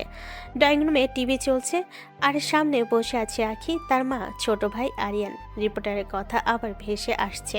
পুলিশ জানিয়েছে এমকে খুঁজে বের করার জন্য বিশেষ টিম কাজ করছে। আল্লাহ, শহরে কি যে শুরু হলো! এভাবে মানুষ মেরে রাস্তায় ফেলে যাচ্ছে। মা, এই অ্যানকে কি সত্যি খুব খারাপ মানুষ? জানি না বাবা, কিন্তু যার নাম শুনে পুরো শহর ভয় পাচ্ছে, সে নিশ্চয়ই ভালো কেউ না। আকি এতক্ষণ চুপচাপ খবরটা দেখছিল। তার বুকের ভেতর অদ্ভুত একটা অস্বস্তি কাজ করছে। সে ধীরে ধীরে বলল, মানুষটা যতই খারাপ হোক, এইভাবে মেরে ফেলা কি ঠিক? টিভিতে আবার সেই নামটা ভেসে উঠল, এনকে। কিন্তু কেউ জানে না এই ভয়ঙ্কর নামটার আড়ালে লুকিয়ে আছে একজন শান্ত স্বভাবের ছেলে, যে প্রতিদিন হাসি মুখে এসে আরিয়ানকে পড়ায়। আর যার দিকে তাকালে আখির বুকের ভেতর অদ্ভুত এক অনুভূতি জেগে ওঠে। আর সেই ছেলেটার নাম নিলয়। সময়ের স্রোত কখনো কারোর জন্য থেমে থাকে না। দিন যায়, রাত আসে, আবার নতুন সকাল হয়। এভাবেই ধীরে ধীরে কেটে গেছে গোটা কয়েকটা মাস। এই কয়েক মাসে শহরের মানুষ অনেক কিছু দেখেছে, অনেক কিছু শুনেছে, কিন্তু একটা নাম যেন এখনো রহস্য হয়ে রয়ে গেছে, এনকে। পুলিশ অনেক চেষ্টা করেছে, অনেক অভিযান চালিয়েছে, অনেক লোককে জিজ্ঞাসাবাদ করেছে, কিন্তু এনকে ধরতে পারেনি। কোনো প্রমাণ নেই, কোনো ছবি নেই, যেন মানুষটা হাওয়ার মতো আসে আর অদৃশ্য হয়ে যায়। শহরের অপরাধীরা এখন সেই নাম শুনলেই কেঁপে ওঠে, আর সাধারণ মানুষ তারা শুধু ফিসফিস করে বলে, পাপ করলে এনকের হাত থেকে বাঁচা যায় না। এদিকে অন্য এক গল্প ধীরে ধীরে জন্ম নিচ্ছে, ভালোবাসার গল্প। এই কয়েক মাসে আখির মনে অজান্তেই জায়গা করে নিয়েছে একটা মানুষ, নিলয়। প্রথমে সে শুধু তাকিয়ে দেখত, তারপর কথা বলতো, ভালো লাগতো। এখন নিলয়কে না দেখলে তার দিনটাই অসম্পূর্ণ লাগে। আজ অনেক ভেবেচিন্তে আখি একটা সিদ্ধান্ত নিয়েছে। আজ সে বলবেই তার মনের কথা। ভার্সিটির ক্যাম্পাসে দুপুরের হালকা রোদ পড়েছে, চারিদিকে ছাত্রছাত্রীদের ভিড়, কেউ গল্প করছে, কেউ ক্লাসে যাচ্ছে। নিলয় আর রাফি ক্লাস শেষে বের হচ্ছে। ঠিক তখনই আখি এগিয়ে এলো। তার চোখ আজ অটো রকম সাহস। আখি একটু ধীর গলায় বলল, নিলয়, তোমার সাথে জরুরি কথা ছিল। এখন? হ্যাঁ, খুব জরুরি। তারপর নিলয়কে নিয়ে ক্যাম্পাসের একটু নিরিবিলি জায়গায় চলে গেল। চারিদিকে গাছ, হালকা বাতাস, আর তাদের দুজনে নীরবতা। কিছুক্ষণ চুপ করে থেকে আখি হঠাৎ বলল, নিলয়, আমি আর লুকিয়ে রাখতে পারছি না, আমি তোমাকে ভালোবাসি। কথাটা বলে সে চোখ নামিয়ে ফেলল। নিলয় কয়েক সেকেন্ড চুপ করে রইল, তারপর আস্তে করে বলল, তুমি কি বলছো আখি? তুমি জানো তো আমি কে? আমি তো একটা এতিম ছেলে, আমার নিজের বলতে কেউ নেই। তাতে কি হয়েছে? আমার কোনো সমস্যা নেই, আমি তোমার সাথে থাকতে পারবো, তোমার সব কষ্টে পাশে থাকবো। পরে আফসোস করবে না তো? কখনো না। জানো আখি, আমিও তোমাকে ভালোবাসি, কিন্তু কখনো বলার সাহস পাইনি, কারণ তুমি বড়লোক পরিবারের মেয়ে, আর আমি। আখি আর শুনতে পারল না। সে হঠাৎ এগিয়ে এসে নিলয়কে শক্ত করে জড়িয়ে ধরল। তার বুকের ভেতর ধুকপুক শব্দ যেন চারিদিকে শোনা যাচ্ছে। আখি ফিসফিস করে বলল, আমাকে আর কিছু বলতে হবে না, আমি শুধু তোমাকেই চাই। তারপর আবেগের বশে সে নিলয়ের ঠোঁটে ঠোঁট ডুবিয়ে কিস করে ফেল। মুহূর্তটা যেন থমকে গেল। ঠিক তখনই টিং, নিলয়ের ফোনে একটা মেসেজ এলো। নিলয় একটু সরে এসে ফোনটা বের করলো। স্ক্রিনে লেখা, বস, আজ নতুন টার্গেট আছে, রাতে গুদামে আসবেন। নিলয়ের ঠোঁটে ধীরে ধীরে একটা বাঁকা হাসি ফুটে উঠল। সে আবার আখিকে শক্ত করে জড়িয়ে ধরল, কিন্তু তার চোখে তখন অন্য এক অন্ধকার। মনে মনে সে বলল, আমার এই পরিচয় সারা জীবন আড়ালেই থাকবে, কেউ কখনো জানতে পারবে না, আখিও না। তারপর সে আখির মুখে তুলে আবার তার ঠোঁটে ঠোঁট ডুবিয়ে গভীর চুমু দিল। চারিদিকে হালকা বাতাস বইছে, আখি চোখ বন্ধ। সে ভাবছে সে তার জীবনের সবচেয়ে নিরাপদ মানুষটার বুকে আছে, কিন্তু সে জানে না এই শান্ত ছেলেটার ভেতর লুকিয়ে আছে শহরের সবচেয়ে ভয়ঙ্কর নাম এনকে। আর সেই রহস্য চিরকালই অন্ধকারে ঢাকা থাকবে।